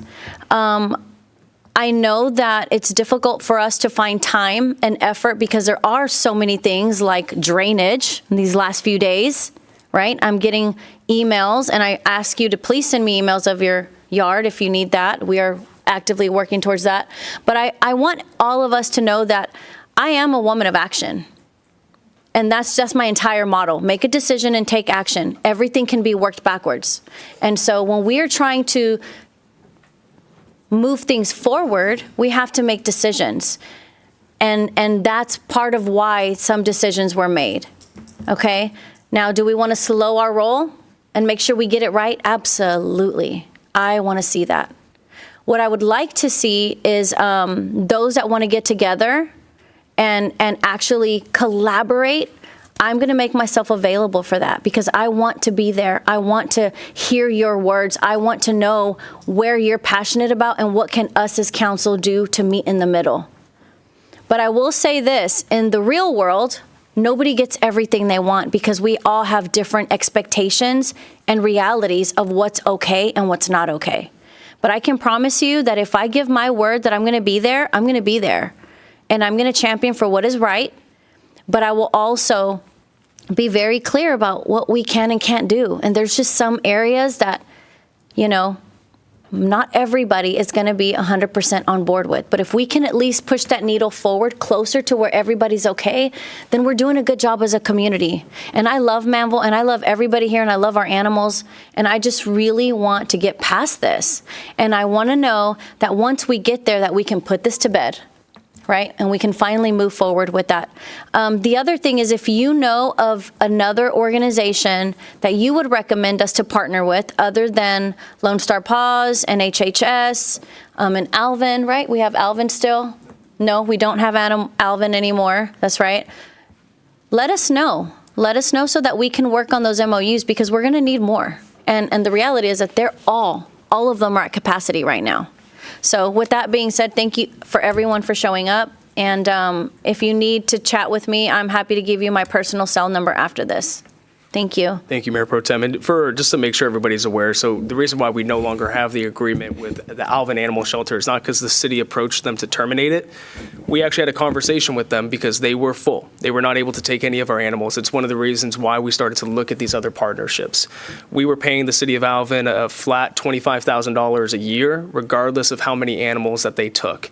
So that caused us just to have a conversation saying, you guys have been incredible partners for the past 10 years. You're full, not able to take any. What can be done here? What does the future look like? We don't want to be a burden on you. We could also use the money to be able to get vaccines and get Officer Sherman equipment to do some other things. And so it was a mutual decision that if there's ways to work together in the future, that we will. But spending $25,000 to have them maybe take 7 animals just didn't really seem like the best use of our taxpayers' dollars. So that's where that decision ultimately came from. So appreciate you bringing that up, Mayor Pro Tem. And they're fantastic. They always are looking for volunteers and partners if you guys are able to help them. Councilman Hudson. Yes. I just feel that you have a lot of organizations here. Hopefully, you guys can come together and put in document something that you would like the council to do. I mean, it's why I've heard 2 or 3 versions of why, what, and what's not good for you. But if you put it in writing and present it to the council, I'm quite sure we can work something out. It's difficult when it becomes personal and it becomes distasteful. Why would we want to do something that won't help the city? That's what we're sitting up here for.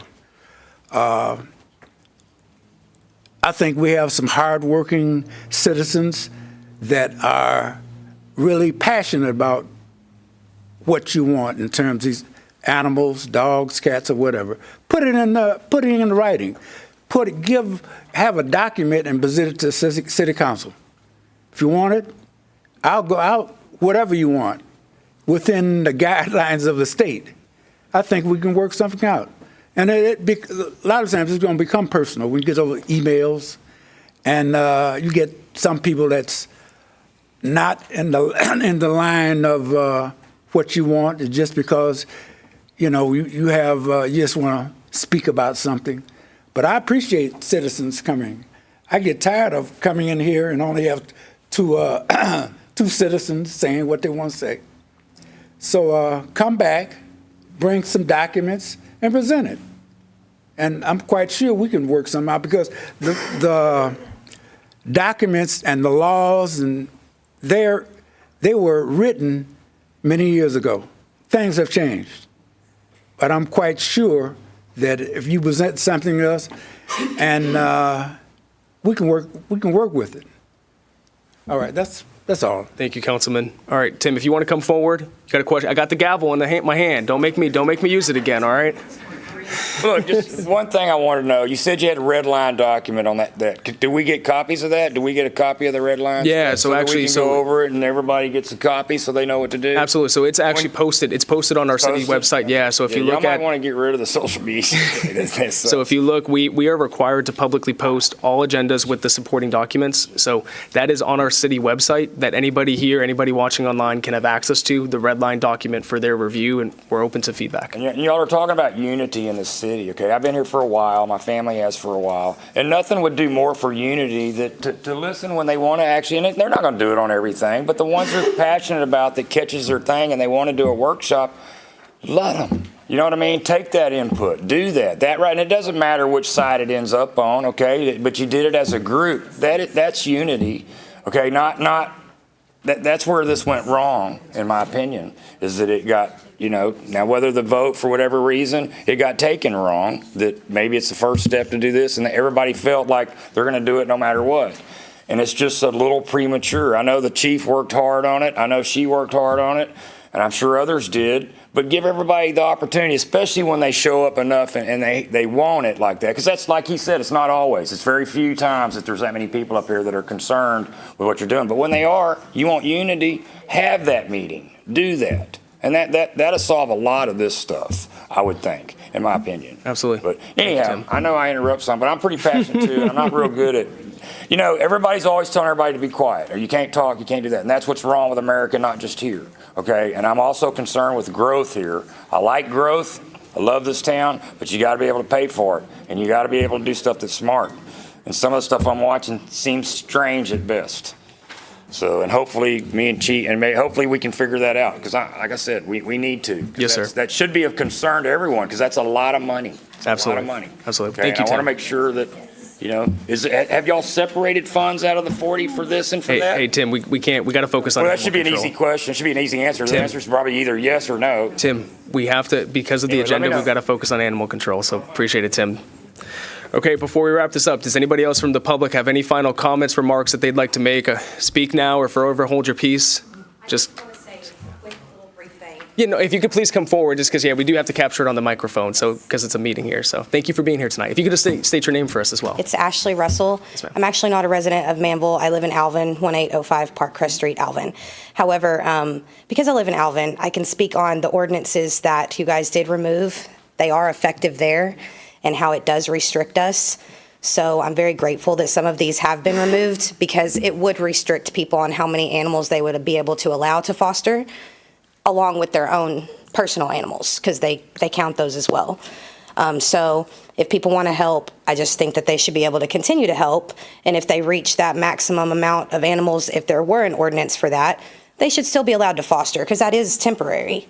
It's not a permanent thing. And if they're capable, have the proper environment, and show responsibility, I don't think that should be an issue. And you guys have already removed that. So that's wonderful. And that was my point. I just wanted to say thank you. As a citizen next door to you guys, it's very frustrating, because I'm not allowed to foster. I've already got 4 personal animals, 2 cats, 2 dogs, and they're all rescues. And I'm at the max. So if I were to try to foster, I would be in non-compliance with the law. And that's unfortunate. So I'm going to do my part in Alvin to try to make those changes, as that's where I reside. But I love what you guys are doing here. I think the ordinances are necessary, but I do think there were some things that did need to be changed. And I think you guys are doing the right things to make those things happen. And speaking with the community, getting everyone's input together it's awesome. So thank you very much. Thank you for being here, Ashley. Thank you. So, guys, we'll go ahead and we'll wrap up this workshop. I think, I wasn't quite sure what to expect. It was either going to go very well or be a disaster. I think it was somewhere in the middle, which is good. It was productive in some areas, which is helpful. I think that the 2 main things are that I was hoping for us to get. One would be a path forward with the ordinance, and I think we have some action items for that. The other is kind of comprehensively, what are we going to do for animal control? And that's going to have to be a conversation that we have at another time, and collaborate on that and discuss what that looks like. I think there's an opportunity to do something different in Manvel, because what we're seeing is if you just throw up an animal shelter, you just do ordinances, you still have the issues. Pearland's struggling with it, Alvin's struggling with it, other areas are. I don't want that for Manvel. I don't want that for my kids or for future generations. I don't think anybody here wants that. So there's an opportunity to do different and to be different. And I think that's the main message that we're going to take away from here. We're going to work together and see what we can make happen. Maybe our motto is Manvel, where magic happens, right? Steal from Disneyland, Disney World or something, who knows? Wear bunny ears all the time. All right. All right, well, everyone, thank you for being here. We appreciate you guys taking the time and staying a little long with us. Officer Sherman, is there anything that you would like to add as we close this out? Anything that you'd like to say, or? Yes, sir. Just real quick about the fostering aspect.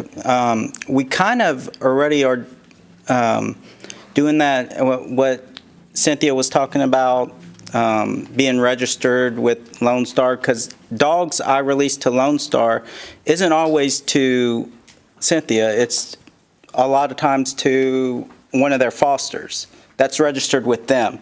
So we kind of already are doing that, and we're working, I also wanted to say, we're working on a extensive foster form that hopefully in the future we can utilize for individuals for fostering and adoption. That's kind of my hope, is that we can expand to a citywide adoption program and foster program for individuals to help out as well. Oh, that's great. And Officer Sherman, we appreciate your work and your continued commitment to moving Manvel forward. I think, Manager Dan, we at least have some direction from here, and good to go. Okay, so we'll close this workshop at 6:44. And council, do you need to take a little bit of a recess to? Okay, so let's come back at 6:50 here. We got 6 minutes, okay?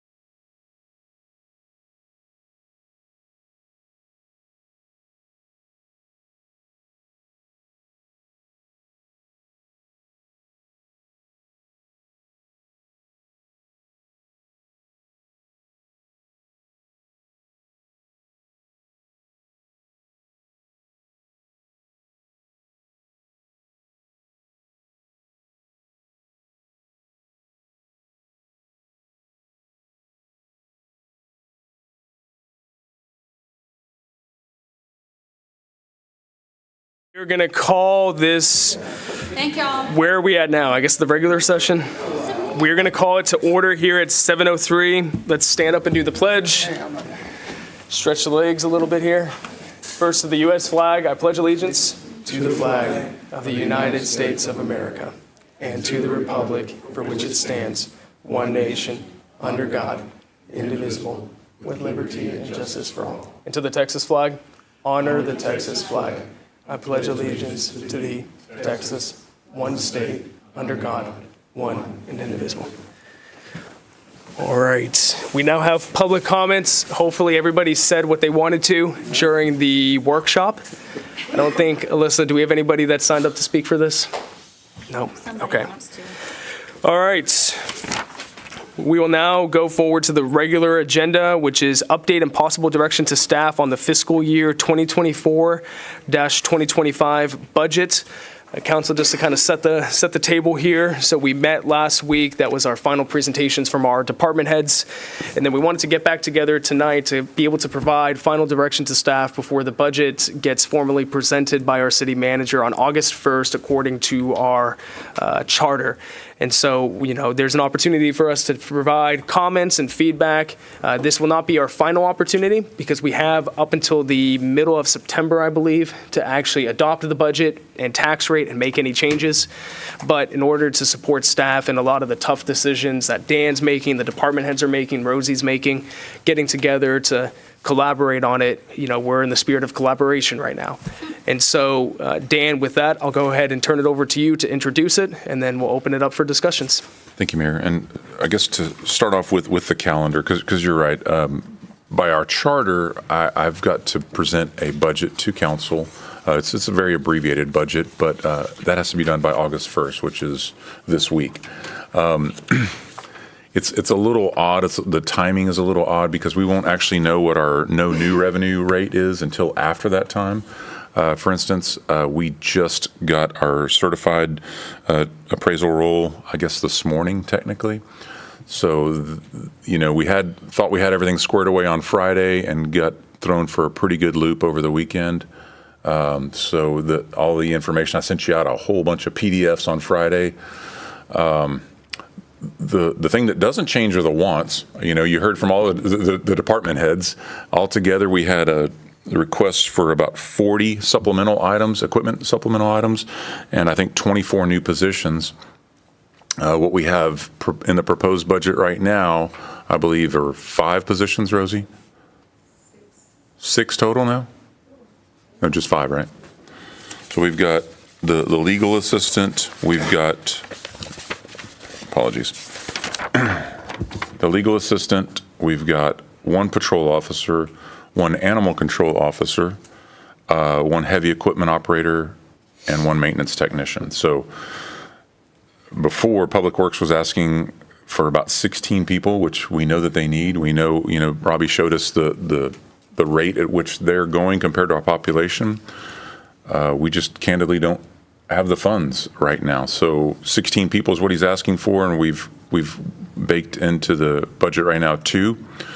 Public Safety was asking for 5, and they've got 2. The city secretary's office through the courts, I guess, they were asking for another court clerk and a prosecutor. We're just going to wait on those. So that's what we have baked in right now. Again, we do have 3% COLA right now, up to 2% merit, the 5 new positions, and then a few of the 40 requests, but just on that one list that I sent you. There was a big discussion that we didn't get to have yet on TMRS updated service credits. So whenever it comes time to retire, cities can sort of course correct the TMRS, the retirement system. The city of Manvel has done that twice, I believe, in the past, maybe 2017 or so, 2022. What most cities around here, in fact, all but 2 cities in Brazoria County, they have it retroactive, so it's already hard-coded by ordinance. So each year, that small adjustment is done instead of trying to catch up all at once. So we had planned for that ordinance to come before you. As long as it's done before January 1st, then we can participate in that TMRS updated service credit. And Chad, if I'm missing anything, please feel free to sprinkle in on that. But the cost implication for this first year was a little over $400,000. So internally, we were really hoping to include that, but with the new data that we just got from the appraisal district, we've removed that in the draft budget for right now. It's something we don't want to give up on, because again, all the other cities in Brazoria County offer that. Probably the best example is if say you started at an entry level position at $40,000 or $50,000, and then you were with the city for 20 years and you worked your way up to 2 or 3 times that. Well, your retirement only is based on those incremental changes throughout the year, whereas the updated service credit brings it all up. I mean, there's a huge triangle, I guess, or integral, if you will. All of that, it's like a catch-up, which is really amazing that they even offer that. So anything else I should say about that, Rosie or Chad? No, sir, that pretty much covers it. Again, we're one of the few cities that do not do this on an annual basis. When we have made those adjustments, the cost is actually higher to do a 1-year differential than if we did it in smaller increments each year. But just looking at the data that we received today, didn't see where that was very feasible, but definitely it's something that I think we need to keep in the background for future year. This would be something that would be very beneficial for our employees.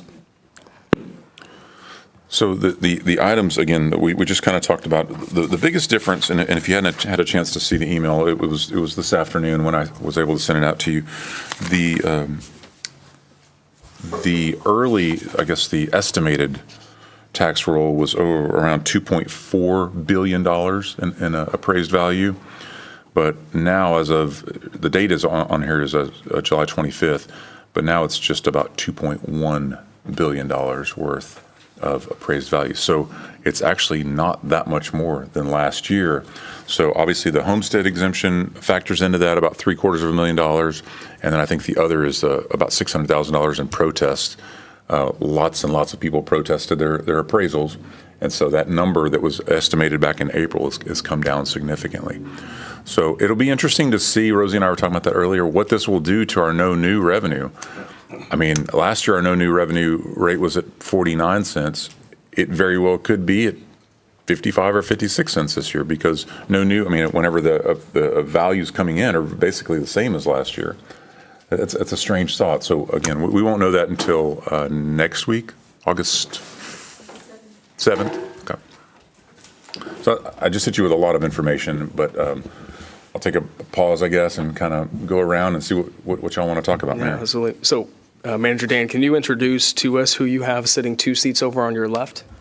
Well, that's exciting, yes. Let's have some good news here. Let's have some good news. Let's celebrate the win, right? So this is our Director of Development Services. He goes by the name of Joe's Abraham. He's so good that council confirmed him without him even being at the meeting a couple of months ago. So that's... I was tempted to vote no, Joe's. I didn't. Joe's, you want to say? Thank you, Mayor and Council. I appreciate the opportunity to come back, and I'm excited. I hope I'm able to add value to the awesome Manvel team here. Awesome.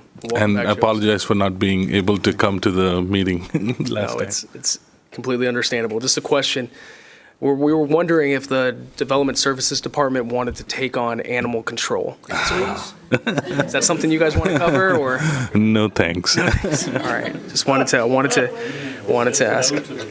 No, he says no. This is a good start, Joe's. Good start here. But I am happy. Another thing I'm happy to report. So Joe's started today, and he has a full department. The development services team is completely full of really, really quality people. So what a great way to just come in as the new coach, and all right, now let's go. And most of the folks he knew from before. I guess we have 3 or 4 new people since he left. So anyway, I am excited. So thank you, Mayor, for allowing us to share that. That's a great opportunity. We're happy that you have a full department, Joe's, and we have a great leader leading that department. So welcome back. We're appreciative that you wanted to come back and work with us here. So welcome. Dan, before I open it up to council, one just item of clarification. The budget as it stands with some of the numbers that we have today, this is based off of what tax rate? This is based off of the tax rate remaining at 56 cents? Great, yes. Okay. Great question. And that's a huge unknown right now. So left to our own demise, we have to just assume that it would stay the same. So obviously, that will be a decision for the future. If it goes up, if council decides to go up to 60 cents, then obviously there's more money to do more of the things that we were requesting. If council says, nope, we want to go down to 52 cents, well, then we've got to make some significant cuts. Yes, sir. Yep, absolutely. Great question. Thank you, Manager. Dan, we'll kind of work our way down the line, but we'll start on this side this time. Councilman, I know, mixing it up a little. Councilman Hudson, do you have anything that you'd like to ask about or give feedback on? In terms of the budget? Yes, sir. If you can unmute yourself as well. Yeah, if there's anything specific you want to highlight or ask questions on. Not at this time. Okay. Thank you, sir. Mayor Pro Tem, anything for you? So I will say this, I tried printing this at home and ran out of ink and ran out of paper and decided, well, I'll just look at it on the computer, and then my computer died. It's here with no, it's like a cluster of a thing. And then I get this email at 1 and I'm like, oh, great. All the stuff I was looking at is, yeah, wonderful. So with that being said, without having to dig through all of this, realistically, what do these budget numbers tell us based on, I understand the email said 24 employees, then it went down to 8 on Friday based on the budget, right? We need 24 employees. We all of the department heads, their requests, that equaled 24. What we have budgeted right now are 5. 5, and that's if we stay no new revenue. No, that's if we stay at 56. That's if we stay at 56 cents. Which could be no new. It could be, we don't know. We don't know yet. Okay, and then based on these new numbers, what is the biggest impact that you see? Because it clearly was a shock factor. It is. Well, of Isn't course. that a show? Sorry. X Factor. Oh, my bad. X Factor. Showing my age. It is. So obviously, quite a bit of our appraised value goes back to TERS. It goes back through MUD 43 reimbursements, right? That's a pretty significant. What are the other big items, I guess, Rosie? Can I ask a question about that real quick, Dan? Sure. Is that, in this document that we have that you guys printed out as well, is that the property tax rebates, the 10-01-4012 for 550? Is that what we're currently kicking back from property tax revenue, or? That's part of one of the MUD's reimbursement. Okay. But instead of carrying it in the departments, I spoke to our auditor and I felt it felt better there, so we're putting it up there now. Okay, awesome. Thanks, Rosie. So even if we keep it at 56 cents, we would still lose $1.3 million in revenue based on the new certified appraisals. I guess lose, is that the best way to say it? We can't We count on it. don't get to recognize it, not realized. So it's less than what we were projecting. Exactly. Right. Okay, so 1.3 million less in revenue, and I'm trying to read this as best I can, and that includes the homestead exemptions. It's already encompassed in there. Yes. Okay, that's what I wanted to know. Okay, and so the estimated value is so it went down by 100 million?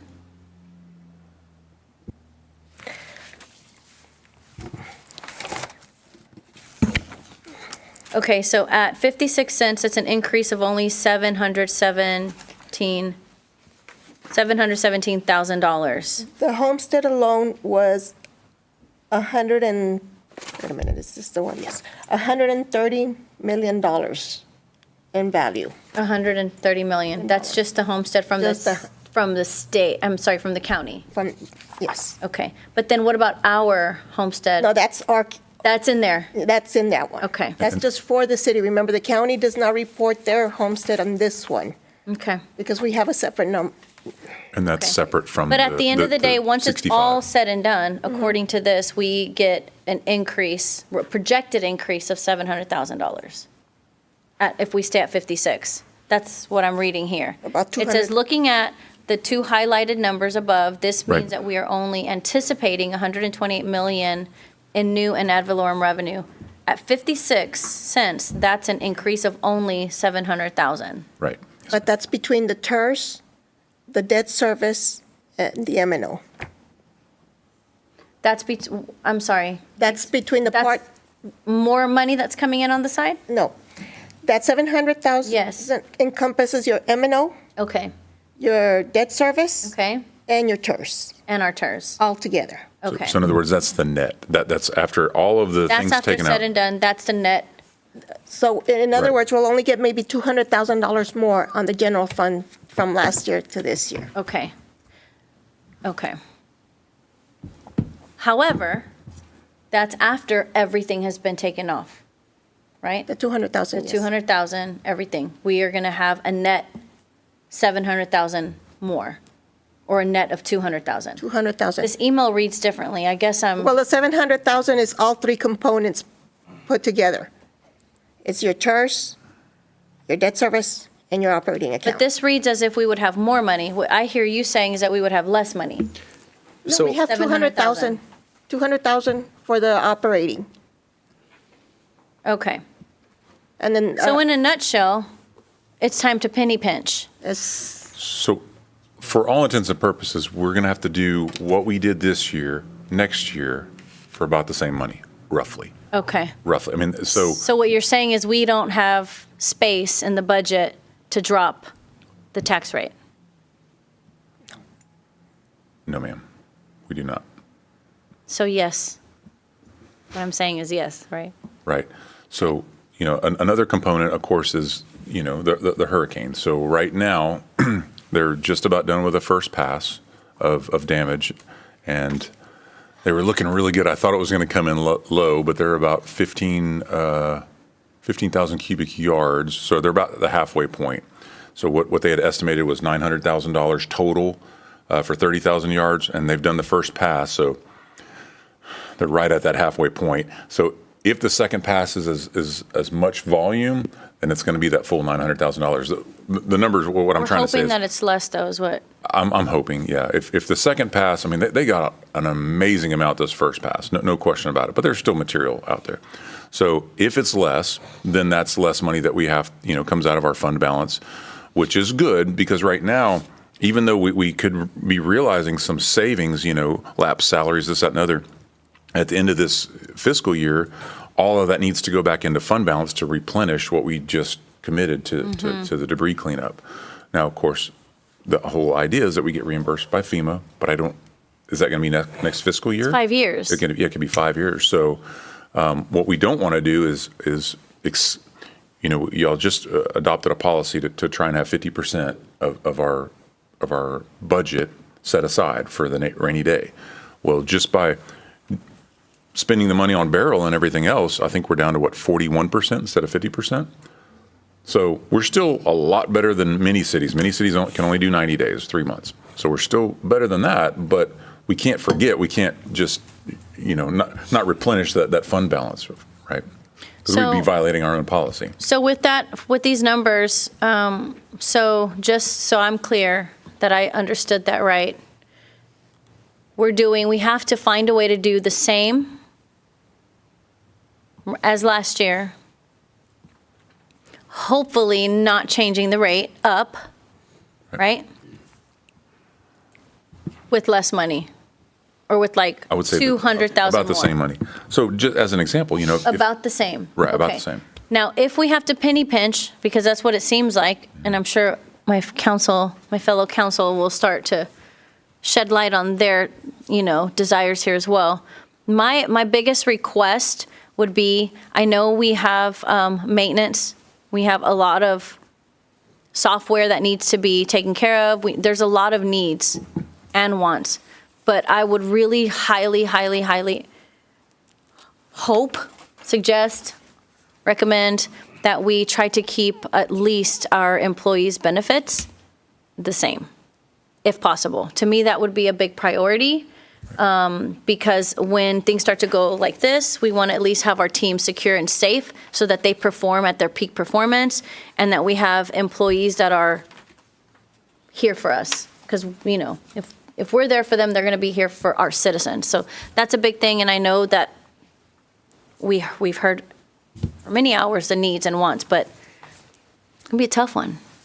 Yeah, and we heard that loud and clear last year, and I'm glad to hear you say it, because that's where we're at. We're not proposing any positions going away, so to speak, other than the assistant city manager, sadly, because that sort of has become the assistant city engineer and the executive assistant. So there's not really, we had to remove that position altogether, but we're not proposing to remove any human beings that are actually in a position right now, I guess what I'm saying. So we're going to try not to cut.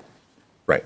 But we're also going to probably not hire as much. Right now, like I said, we've just need got the 5. 5 positions that we can still work with. What are those salaries equal to? The 5? A maintenance, and again, those are with benefits and everything. Yeah. So the maintenance technician, the heavy equipment operator, animal control officer, patrol officer, and legal assistant altogether, that's $428,000 with benefits and everything, just for those 5 people. So again, coming out of our 700 number, so we eat into it pretty quickly. And that's just with personnel. Mm-hmm. And then a 3% COLA. There's another couple $100,000. I mean, it disappears very, very quickly, as you can imagine. Well, let's have a garage sale. And then the chief's got equipment that goes along with that section, where the other ones don't really have equipment that goes along with it. That is true. Where's the sheet, Rosie, where it shows our proposed equipment for this year? That's not in the packet, is it? Dan, you sent that out late Sent it on last week. Friday? Yeah, that sheet still holds true. The one that says needs and wants? Mhm. Yeah. Oops. Yeah, let's see. So the needs and wants hasn't changed, right? And that's what your email said as well. Mm-hmm. Okay. So we have to get super creative on how we're going to fight inflation. Just say Without we raising got our taxes. an election happening this fall that might help. Yeah, it's true. We're hurt. We don't know. Okay, I think that's all I have. Basically, in the nutshell, without going into the specific details of it, we're going to have to roll up our sleeves and penny pinch this year. And it's sad because last year we got a lot, and this year is just not going to be that way. And I'm sorry about the tax exemption, but it's the least we can do for our citizens. But I'm not sorry. Sorry, not sorry. Thank you, Mayor Pro Tem. Thank you. Councilman Perry, do you have anything that you'd like to add? Any questions, comments right now? Not certain, 100%. But so based upon this cert that we received today, with the lesser amount coming in as far as revenue, the email says the 24 new requested positions and the 40 pieces of new equipment would total around $4 million. So based upon the adjustment, if we stay at 56%, we can do this budget for the most part. And of that 24 and 40, we can do about 5 of the positions? Yes, sir. And about how many roughly pieces of equipment? And if you don't have that right now, okay, let me. Oh, okay, I have it on the sheet. Okay, so I guess my question is, how much is that going to impact our effectiveness in providing services? But obviously, there was a reason 24 positions were requested because the need is great, even if we just look at Public Works. And obviously, the equipment, the 40 pieces of equipment were needed to efficiently and effectively perform the duties of the city. How I don't want to use handicapped. How much of an impact is it going to have on our? And I know that's a broad question, but just in your opinion. Probably the easiest. I mean, we can handle it. It's just so many of those things that we want to do more of. You know, the more proactiveness that that we just. Our guys are doing so much, and they really are. And I mean, I think we're very efficient This is going to cause us to be even more efficient. So what this would do is, John Sherman's a great example. If John wanted to take a vacation, what are we going to do? Right. Seriously, I mean, there's one human being, right? So that's kind of why we honed in on that particular position. Hey, we need another animal control officer. And, No, I get it. As an example, right? And because, we're pushing work-life balance and. Right. Okay, so this is my last question, which probably will make it worse. What is going to be the domino effect? Because obviously, these positions and this equipment was a proactive way of making sure our staff is working efficiently and they're not burnt out. Are we looking at a domino effect because we couldn't implement this? It's just, If this year is, the mayor and I sort of talked about the game Risk, if you've ever used to play that, where each role you had an opportunity to attack or you could fortify. So this is a fortify year, I guess, if you will, because we have so many capital projects going on right now, 13 different capital projects, $100 million worth of different projects going on. So if this was going to happen, this is the year for it to happen. Okay. But we, next year, I mean, there's the projects will for the most part be caught up. We'll have our police station, we'll have our public works facility, we'll have our water tower, we'll have, a lot of these positions. I mean, a lot of these projects are done. Okay, now we need the people. There's no way, two ways about it. We're going to need the people.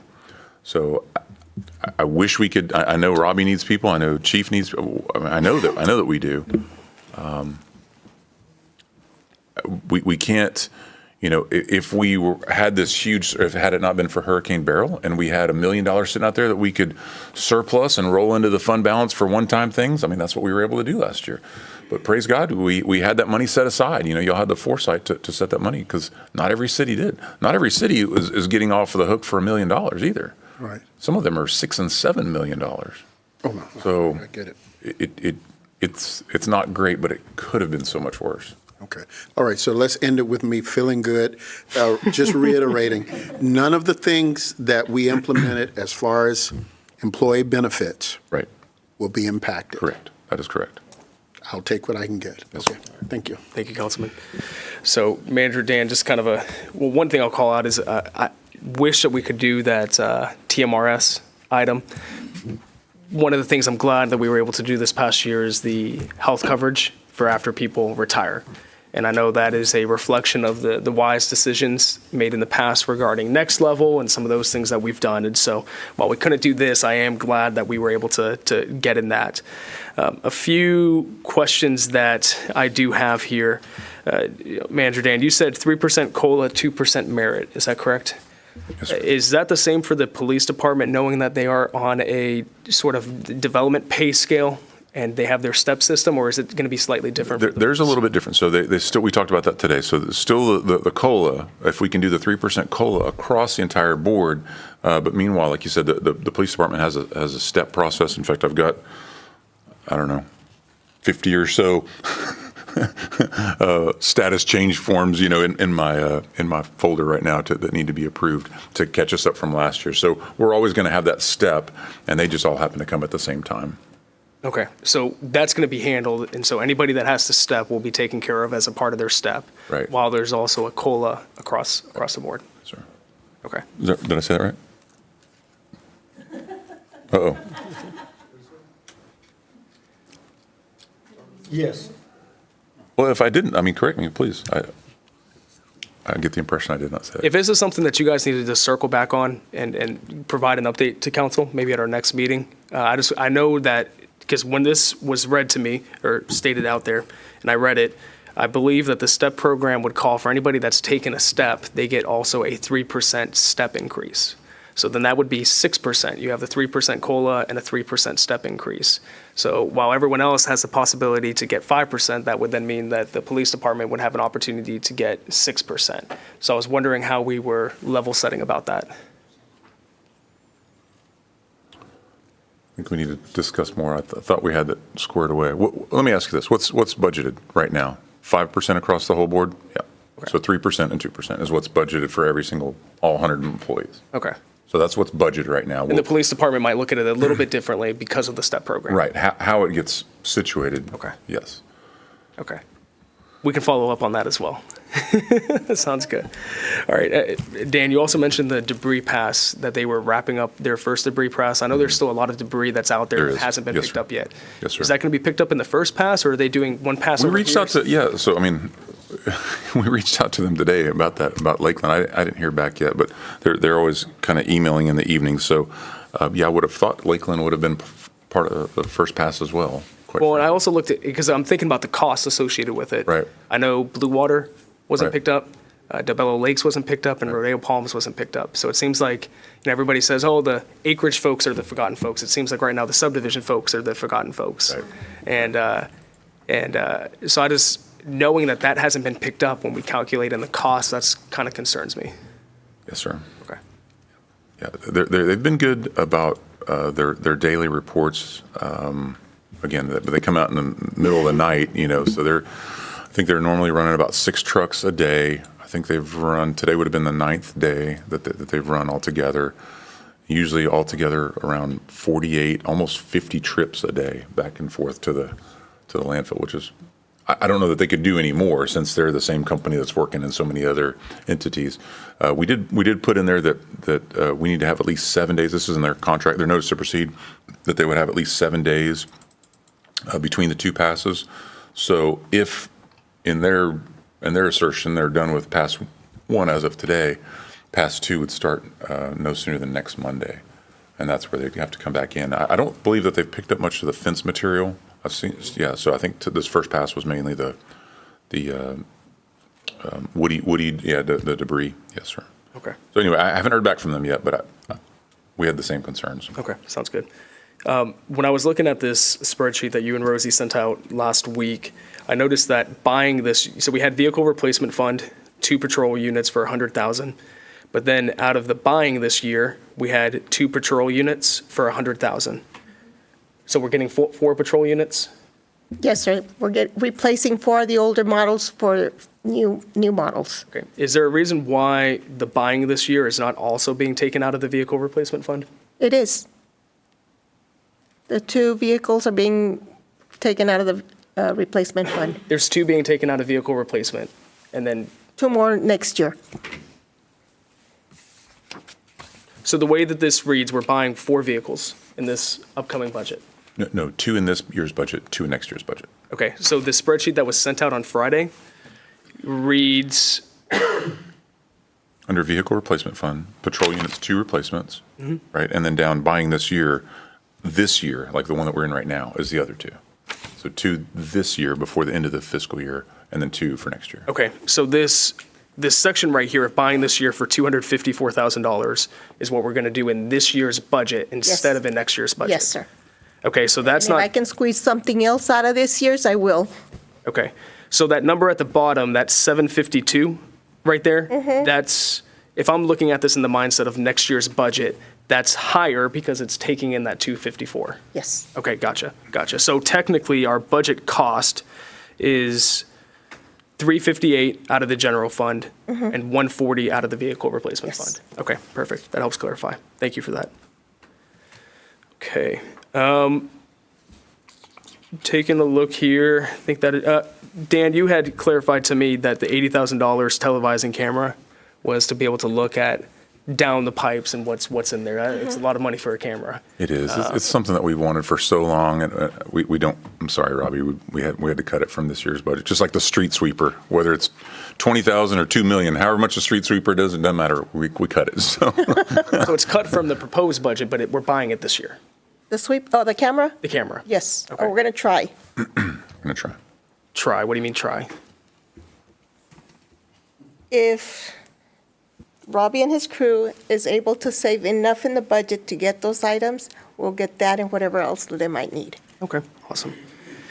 A question because $80,000, that's the salary of, another heavy equipment operator with benefits. Is there a desire to have the televising camera over another employee? No, I'd rather have personnel. I'd rather have personnel, honestly. But the difference is this is a one-time expenditure where the personnel, you'd have to be funding it every year. Gotcha. Okay, that makes sense then. Because I was thinking that was within this year's proposed budget and all of that, so then that might be a position, but okay.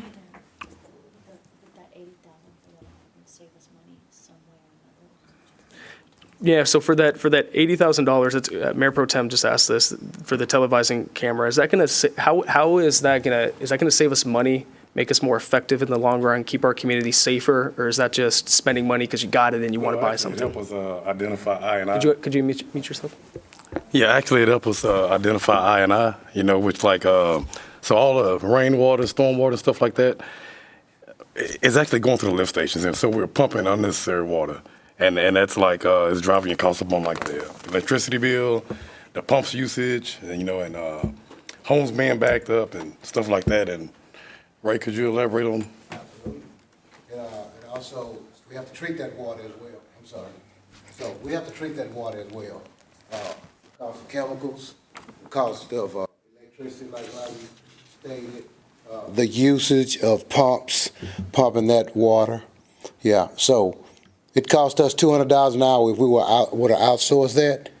No less than about $195 an hour at a minimum of 4 hours to get someone in to televise those areas that need to be televised. And this piece of equipment can be used year after year after year. And what's the lifespan for equipment like this? Oh, it's probably 15 years, 20 years. Okay. Yes, sir. So in the long run, depending on the use of it, a cost savings if we take care of it in the long run. Yes, sir. Okay. Mm-hmm. That's it. Mm-hmm. Get a go, tie it to a remote control car. Pay for itself in the long run. Mm-hmm. Okay. Thank you, Ray. Absolutely. Appreciate that. Thank you, sir. Thank you, Robbie. Appreciate that. Thank you, sir. Two other items I had, and then Councilman Opliger will pass it over to you. One, and this is something I've floated the idea about with Manager Dan. I think, maybe after the budget, we'll have an agenda item for it. The city of Sugar Land recently went forward with an over $300 million bond package to their voters to consider, broken up of many different propositions to say, here's all of the projects that we want to do as a city. It's going to impact your tax rate, it's going to impact your taxes, but we're going to give you a voice on what is done. So it was broken into parks, it was broken into municipal buildings, it was broken into these different things. That might be something, council, that we should consider at some point. Obviously, there's cost considerations that go into that, but I think determining what are all the capital costs that we have, equipment costs that we might have, things that we could do within a bond issuance. Send it to the voters to let them decide. Our community tells us that they want to lower taxes, but at the same time, they want us to do a lot of these things. And as you can see, that gets difficult within the confines of the budget. So I'll float around the idea, and we'll talk about it in the future, what that might look like, if council would be open to that, maybe gauge the community, see if that's something that community would love to see do. I mean, we're going to do a lot of good with just the $10 million for roads, drainage, and sidewalks. Think about what we could do with more of that money to actually get ahead on some of these things. So something to be, I just want you guys to be thinking about it. We'll have a discussion here at some point. Councilman Bonner? So how does the additional bond indebtedness affect things like credit rating? Yeah, it would. What is our credit rating right now? Triple? It's triple A, yeah. So right now, our bond indebtedness is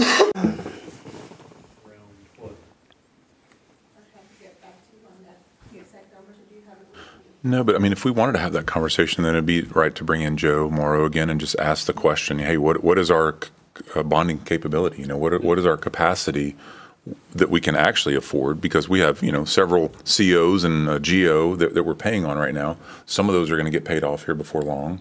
So, when that money comes available, It's just something I think would need to be pretty important to bring up when we start talking about Absolutely. Dan, those funds that are coming up available are already factored into the WRF bond.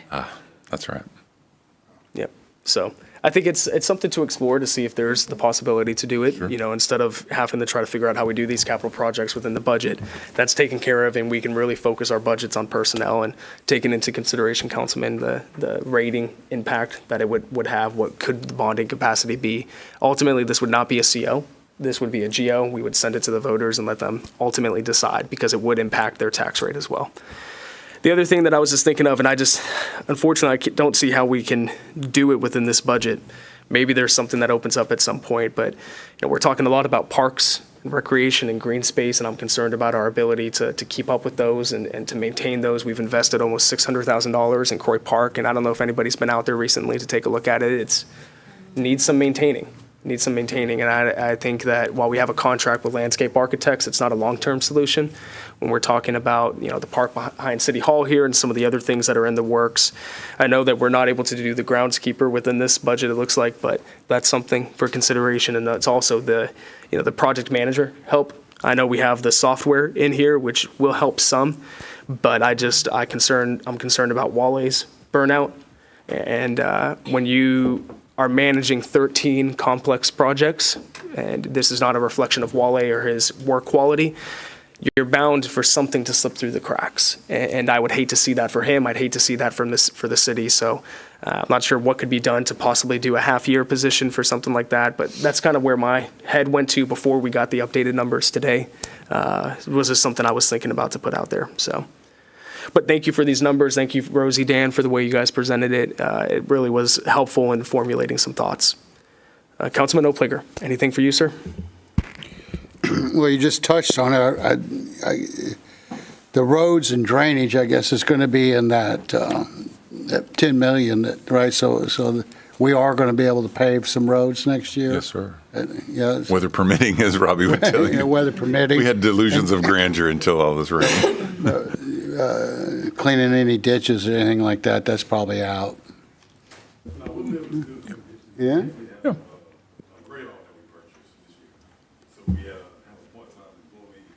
But you don't have an operator, do we? Yes, sir. So we have a part-time operator. He comes in like 3 days a week. Okay, all right. And then my other thought was, and the mayor touched on it, was the park improvement. We spent a lot of money on that, and but it doesn't seem like there's going to be a whole lot of money for that, right? That's true. Yeah. No. For right now, we're having the company. They do the park maintenance for Pomona as well. So they're going to take care of it. I don't remember exactly how long we've got in there. Do you remember, Robbie? How long their agreement's for? I can double check that and let you know though. All right. So you said possibly the no-new revenue maybe at 56 cents.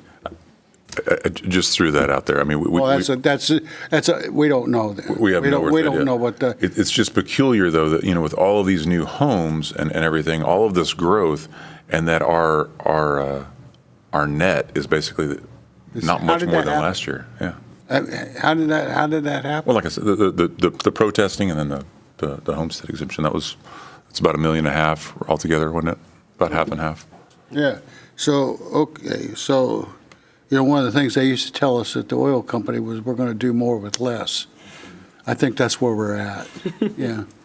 Okay. Thank you. Thank you, Councilman. And I think it's also good to reiterate the point that we are no longer in the business or have the desire to incentivize just development outright. If there's something that absolutely benefits the city, then we'll consider it. But I think the number was within our agreements, we're giving back $3 million or something like that of property tax and sales tax. So we have the growth to keep up with, but yet we're hemorrhaging all of this money. And yeah, we do have the tourist clawback and those things, but it's the cart has kind of been put before the horse a little bit there. And I understand it, I get it, but at some point it puts us in a bind in these difficult decisions. So did I have those numbers correct, roughly?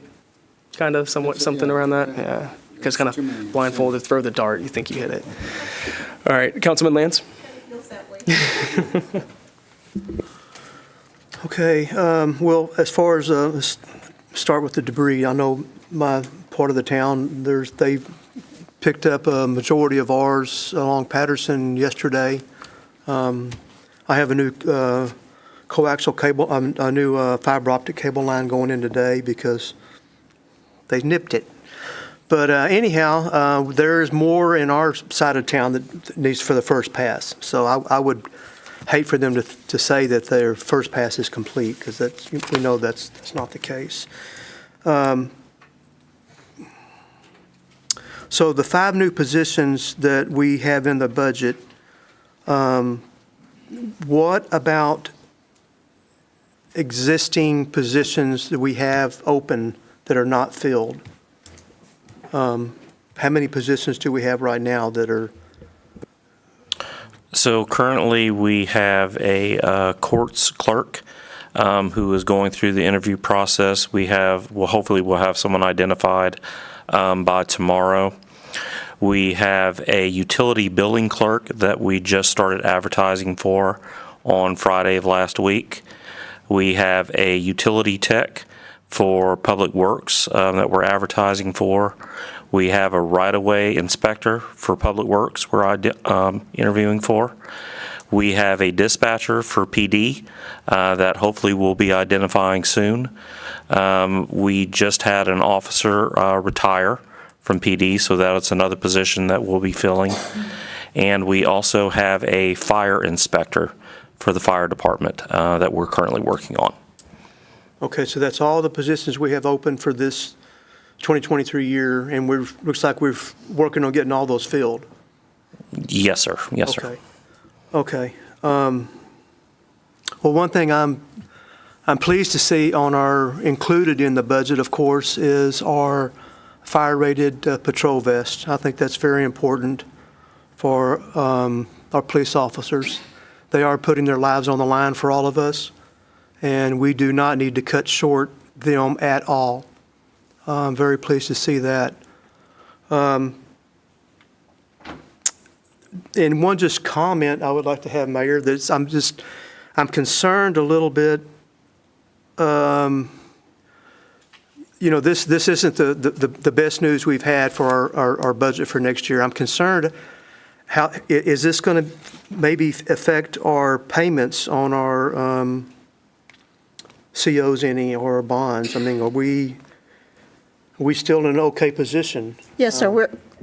The payments are the first thing that has to be covered. Whatever's left over, the pots are separated. The debt service gets separated, and then you have your operating budget to work with. And this is just the operating budget. Okay. So we're going to be covered on that. All right.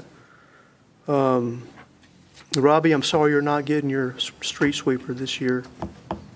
But I got a broom, And that's all. Thank you. Thank you, Councilman. Councilman Bonner?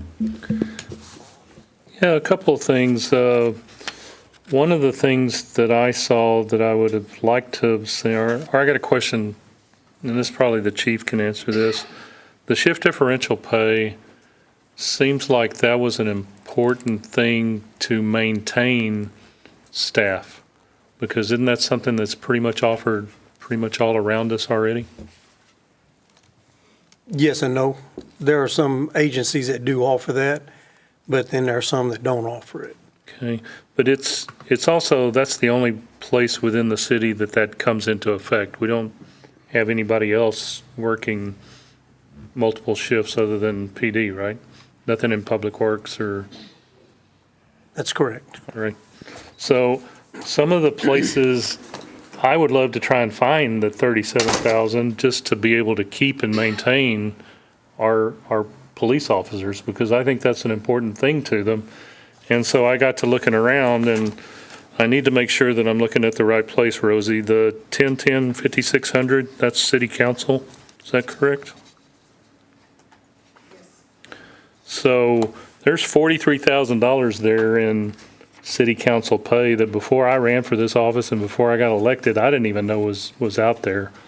And I don't know how everybody feels about their pay on city council, but if it would keep a couple of police officers from moving over to surrounding communities, I'm not opposed to giving up that pay for a year to get that. So that's just, and I see some other places, it doesn't, here. Page 4. And that's, am I saying that correctly though, the 43,000? Yes. Right. And there's some other stuff on there. I mean, and I don't know what it's all about, so that's why I'm just going to, the council expenses, the marketing as far as what for city council? That is a lot of the stuff that PIO does, the Public Information Officer, some of that Facebook, some of the addresses that we send out. Yeah. Okay. And maybe Councilman, because I know Tammy's out, maybe that might be something to get her to provide some information on what are behind those numbers. Do you think that's something we could do? Okay.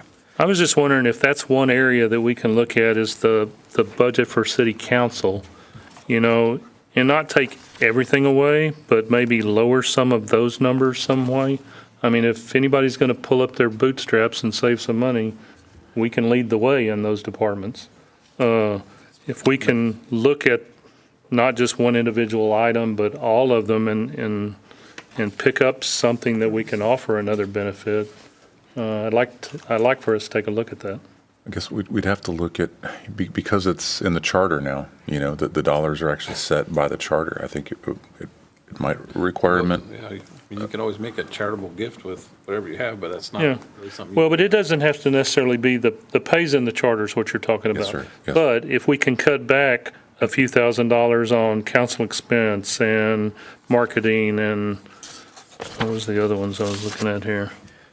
City functions and meetings, training and travel, holiday and special. If we can cut back a little on the whole budget within that department, then that's just me. I'm just for cutting everywhere we could to get something as important as a benefit that's going to provide us a way to keep somebody. Because I think shift differential, just knowing from the past when I was a shift worker, shift differential meant something to me because working at night is a lot more on your family. It's a lot more on anything than working days. Well, if we looked at just, You want to unmute, Councilman? if we just put that 37,000 in the budget, how much is that going to affect the overall budget? I mean, that's not that much. If we just say, okay, we're going to go ahead and add that one, what would that do to our number? 56 cents or whatever, Because I agree, that is a pretty nice item that we ought to have, especially for my police officers. I'm not sure if I captured it. He's just Pardon? saying if we put that in there. Yeah, just put it over in okay, this is going to be included. We would need to the bring it in budget. from the fund balance. Pardon? From the fund balance is where we would have to bring it in from. For the next year? Do you mean do a budget transfer? Is that what you mean? No, I'm talking about just the budget. We have, what you have budgeted here for this next year, included in the budget. Oh, okay. You're looking at the spreadsheet? Okay. So just included in just put it as a line item as this is being included in this year for the budget. The vests, the 50,400? No. Or which ones? The Or shift differential. differential. Okay. 37,000. Gotcha. Councilman Lance, you got to remember that your revenues have to match your expenses. I have to be balanced. So that's why I would have to do a balance transfer in from the balance like we've done for one-time expenditures to cover these 37,000. Unless we cut it from someplace else. Exactly. In other words, right now, this is a balanced budget of revenue versus expense. So either we cut some places, get the 37,000, or she has to do a revenue transfer to keep the budget balanced. Which I would rather see the cuts made someplace than to transfer more out of the general. Is that an overall desire of council to try and figure out how to get the shift differential pay included in the budget? I guess that's the question, right? Right. Okay. I mean, if we can figure it out, that's the desire. Is that the general desire of council? That's my desire. I agree with Keith. I mean, I have questions with that. I mean, I think obviously we have to look at it in a balanced approach. We're not in a year where we can go over and above. However, we definitely want to take care of our police officers and our employees, but we're also not cutting benefits. We're not cutting, we're maximizing that, right? So I think that it's definitely worth looking at and exploring where we can cut things. But we have to, right now we're in kind of a pickle, right? We've got to pick the things that are absolute needs and the wants. And so it's just it's a matter of priority. So My point is, Yeah. I think it is a priority. yeah. Because I know we've lost police officers to other departments because Yes. certain things are better here and. But we've also lost employees as well. But they don't work at night. Yeah. This is one little place where it's a little bit different than working in another department within the city. I mean, I agree with that statement. Chief, what do you think about that? You put it in the budget to begin with. Well, Where would you like us to cut in order to prioritize this? you don't want to know the answer to that. The shift differential pay, the FTO pay, and the bilingual pay are all the final phase of the benefits we've been trying to get the officers for the past 3 years. This is the final part of it. Yes, it's good to have shift differential pay. I've worked many years shift work. I never got it. I always came to work. But there's a new era of employee out there. I knew in the police work that when I have a responsibility, I have a job, and that's to show up to work. Shift differential pay didn't mean anything to me. It does to the employees we have and we're seeing coming into the workforce. I have a question about that. If we prioritize this, do you think we will continue to keep top-notch employees here? Is this something that our police force is asking for? I'll be honest with you, I don't think anybody's going to quit because they're not getting shift differential pay this year. Okay. That's my personal opinion. But they're asking for it, and we probably have competitor cities that offer it. This is something we added into the budget because it's the last phase of the benefits we've been trying to get. We've been phasing the benefits in for the past 3 years. I'm really looking down the line at not this year as much as the next year and the next year when revenues start coming up, and now we've starting to get some of the wish list items, and we go try and hire 6, 7, 8 police officers, and we don't have that benefit. Are we going to get the best ones? Yeah, you're right. I agree. So, Councilman, here's some of my thoughts with it. I think if there's an opportunity to find ways to cut the budget, and not cut the budget, but find ways to reallocate or transfer some money based off of it's currently allocated, we should look at that. The struggle that I have specifically with shift and differential, maybe it's a lower hanging fruit to do FTO pay and bilingual pay if we can't get to the full 37. I also know that new hires for public works and for police, they have to buy a lot of their clothing and uniforms themselves. And that comes out of their own pocket. That usually comes out, let's say you have a cadet that's gone through the academy, they come out, they have to buy some stuff themselves, and they haven't even gotten paid by the city yet. Public Works doesn't even own their own uniforms.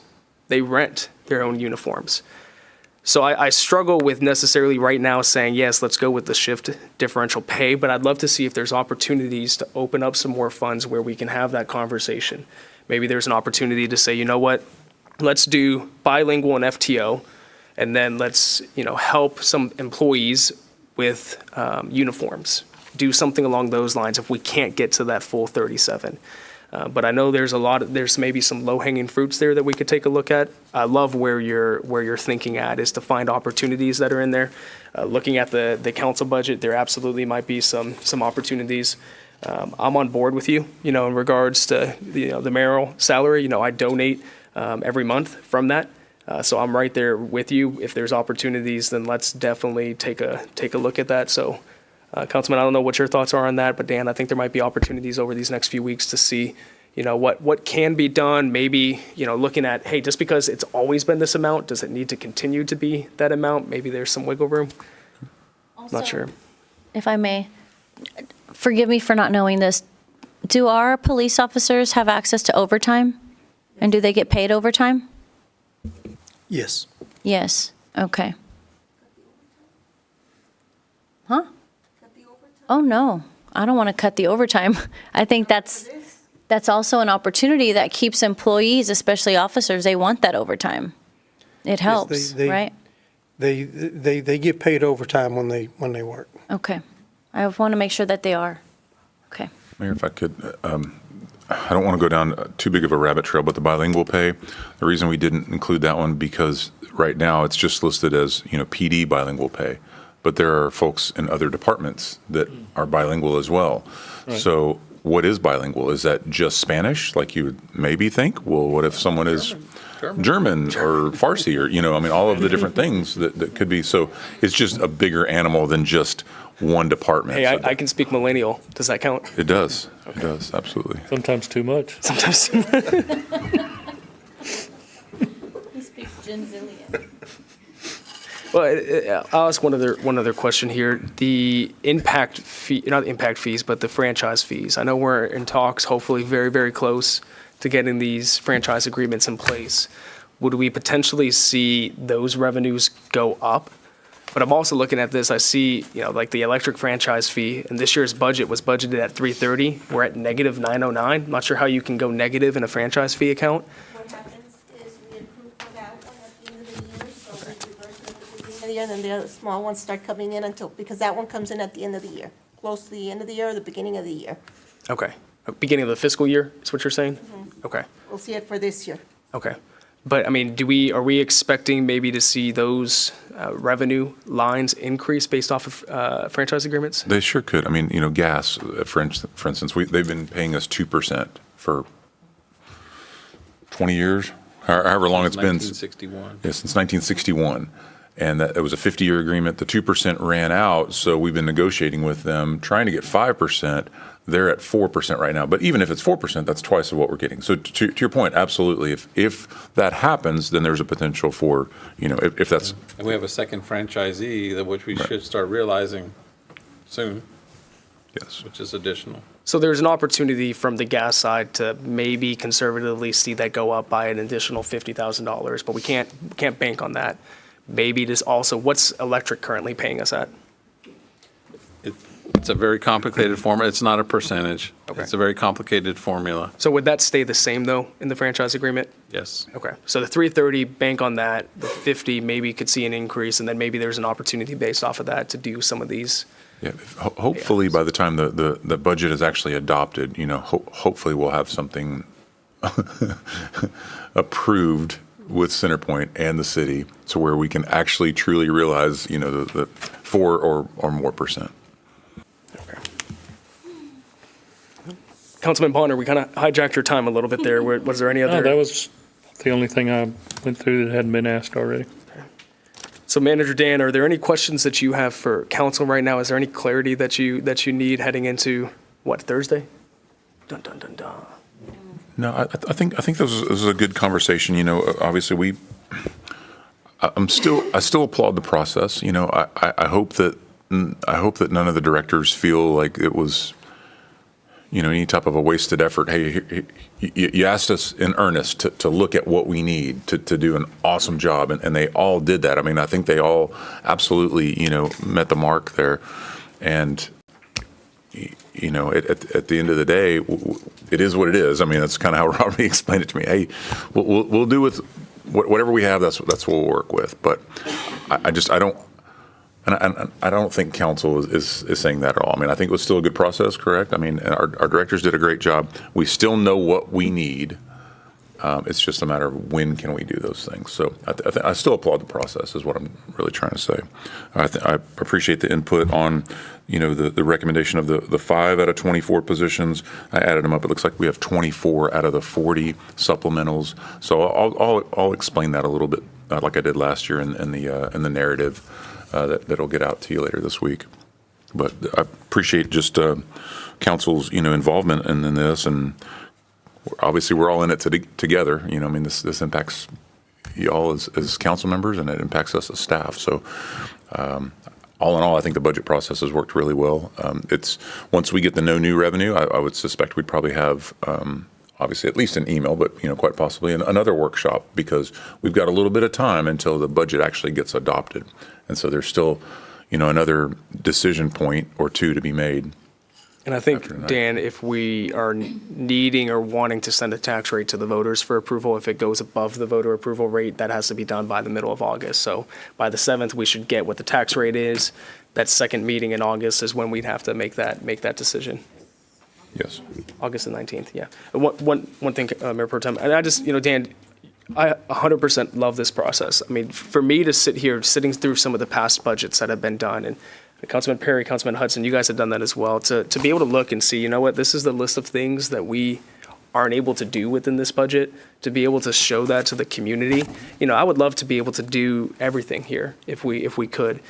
Sitting in the seat, understanding the sacrifices that our teams and our city employees have to make, and they still perform their job at a high level, it's helped me gain more of an appreciation for the process and for the work that each of you perform, and I appreciate all the work that you guys do and want to echo those same sentiments. Mayor Pro Tem?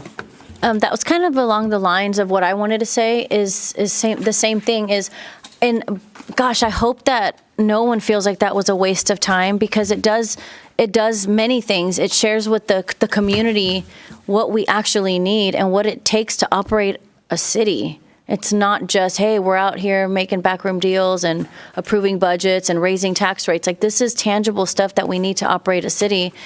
And I think that, as Mayor said, it gives us an understanding of what exactly is needed. And so, and it also shows that you guys care about your departments, and it helps all of council. We have no excuse to say, well, we didn't know the police officers needed that. This process is phenomenal. It's phenomenal. And so let's see what comes back. There's hope. And what Mayor said, we might have to explore going to the voters. I have a feeling that there's always going to be a few that say, we don't need a street sweeper, right? But I think that the majority of our community would be on board with helping our community get ahead if it meant adopting a certain tax rate where everybody's involved in it and we can get ahead, right? I'm sorry that it's turned out to be this way. Last year we were like, hey, we've got to, make up lost time, and there was so much more that we were trying to catch up on, which is why I was so passionate about that 56-cent rate. But this year is just kind of scary.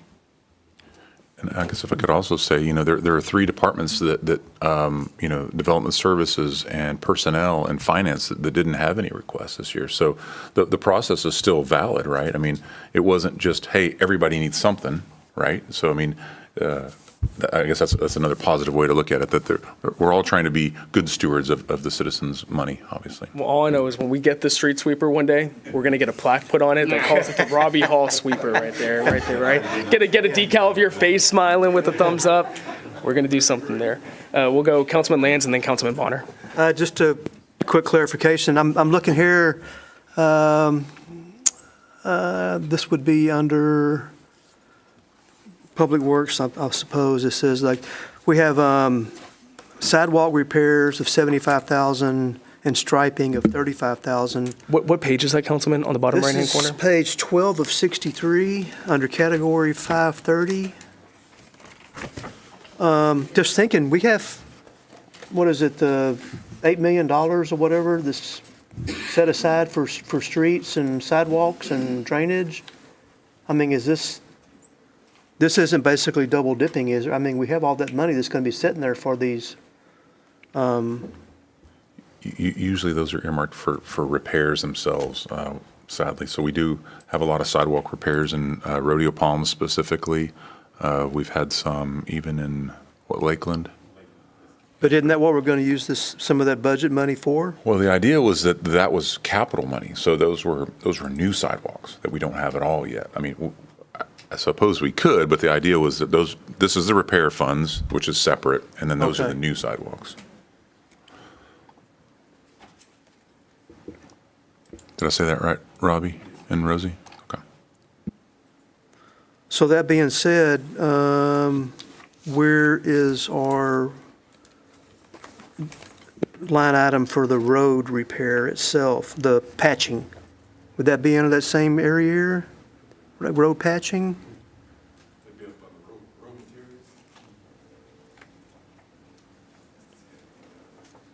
So that's underneath category 520, Robbie, is that what you're saying? Yeah. 5250, that last line item for 75,000? Road materials? Okay. Yes, sir. That's where we buy all the cold mix and stuff like that to patch the potholes. Okay. Thank you. Also, you have a small amount there.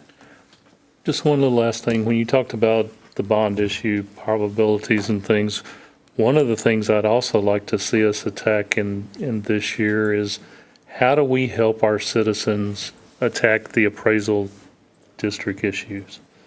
And I think that's probably one of the biggest ways we could, if we could ever figure out who do we need to involve, how do we go about it? Is there a way to try and get this under control to where we can show that as a city, we're trying to help our citizens get that straightened out? And I know it's an unanswered question, but along with when we start thinking about asking people to approve bonds, we need to be trying to attack that, because I think that's the biggest problem we have in the area right now. Yeah, absolutely, Councilman. I know one of our local state reps, Cody Fasut, does something with the tax assessor collector's office down in Angleton every year. So maybe we could see if him and whoever our new state rep for 29 is going to be, have them do something up here. And maybe there's an opportunity to work with Brooke to do some educational videos as well. Basically, from the city, tell people how to save money from paying it to the city. I like that.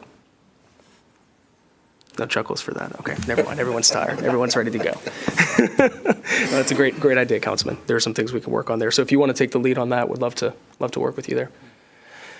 Any other comments, questions, statements, staff, council? No? All right. We'll go to mayor and council comments, and hearing none, we will now go to an adjournment. I will make a motion to adjourn. We have a second from Councilman Bonner. All those in favor? All those opposed? Motion passes unanimously, and we will adjourn.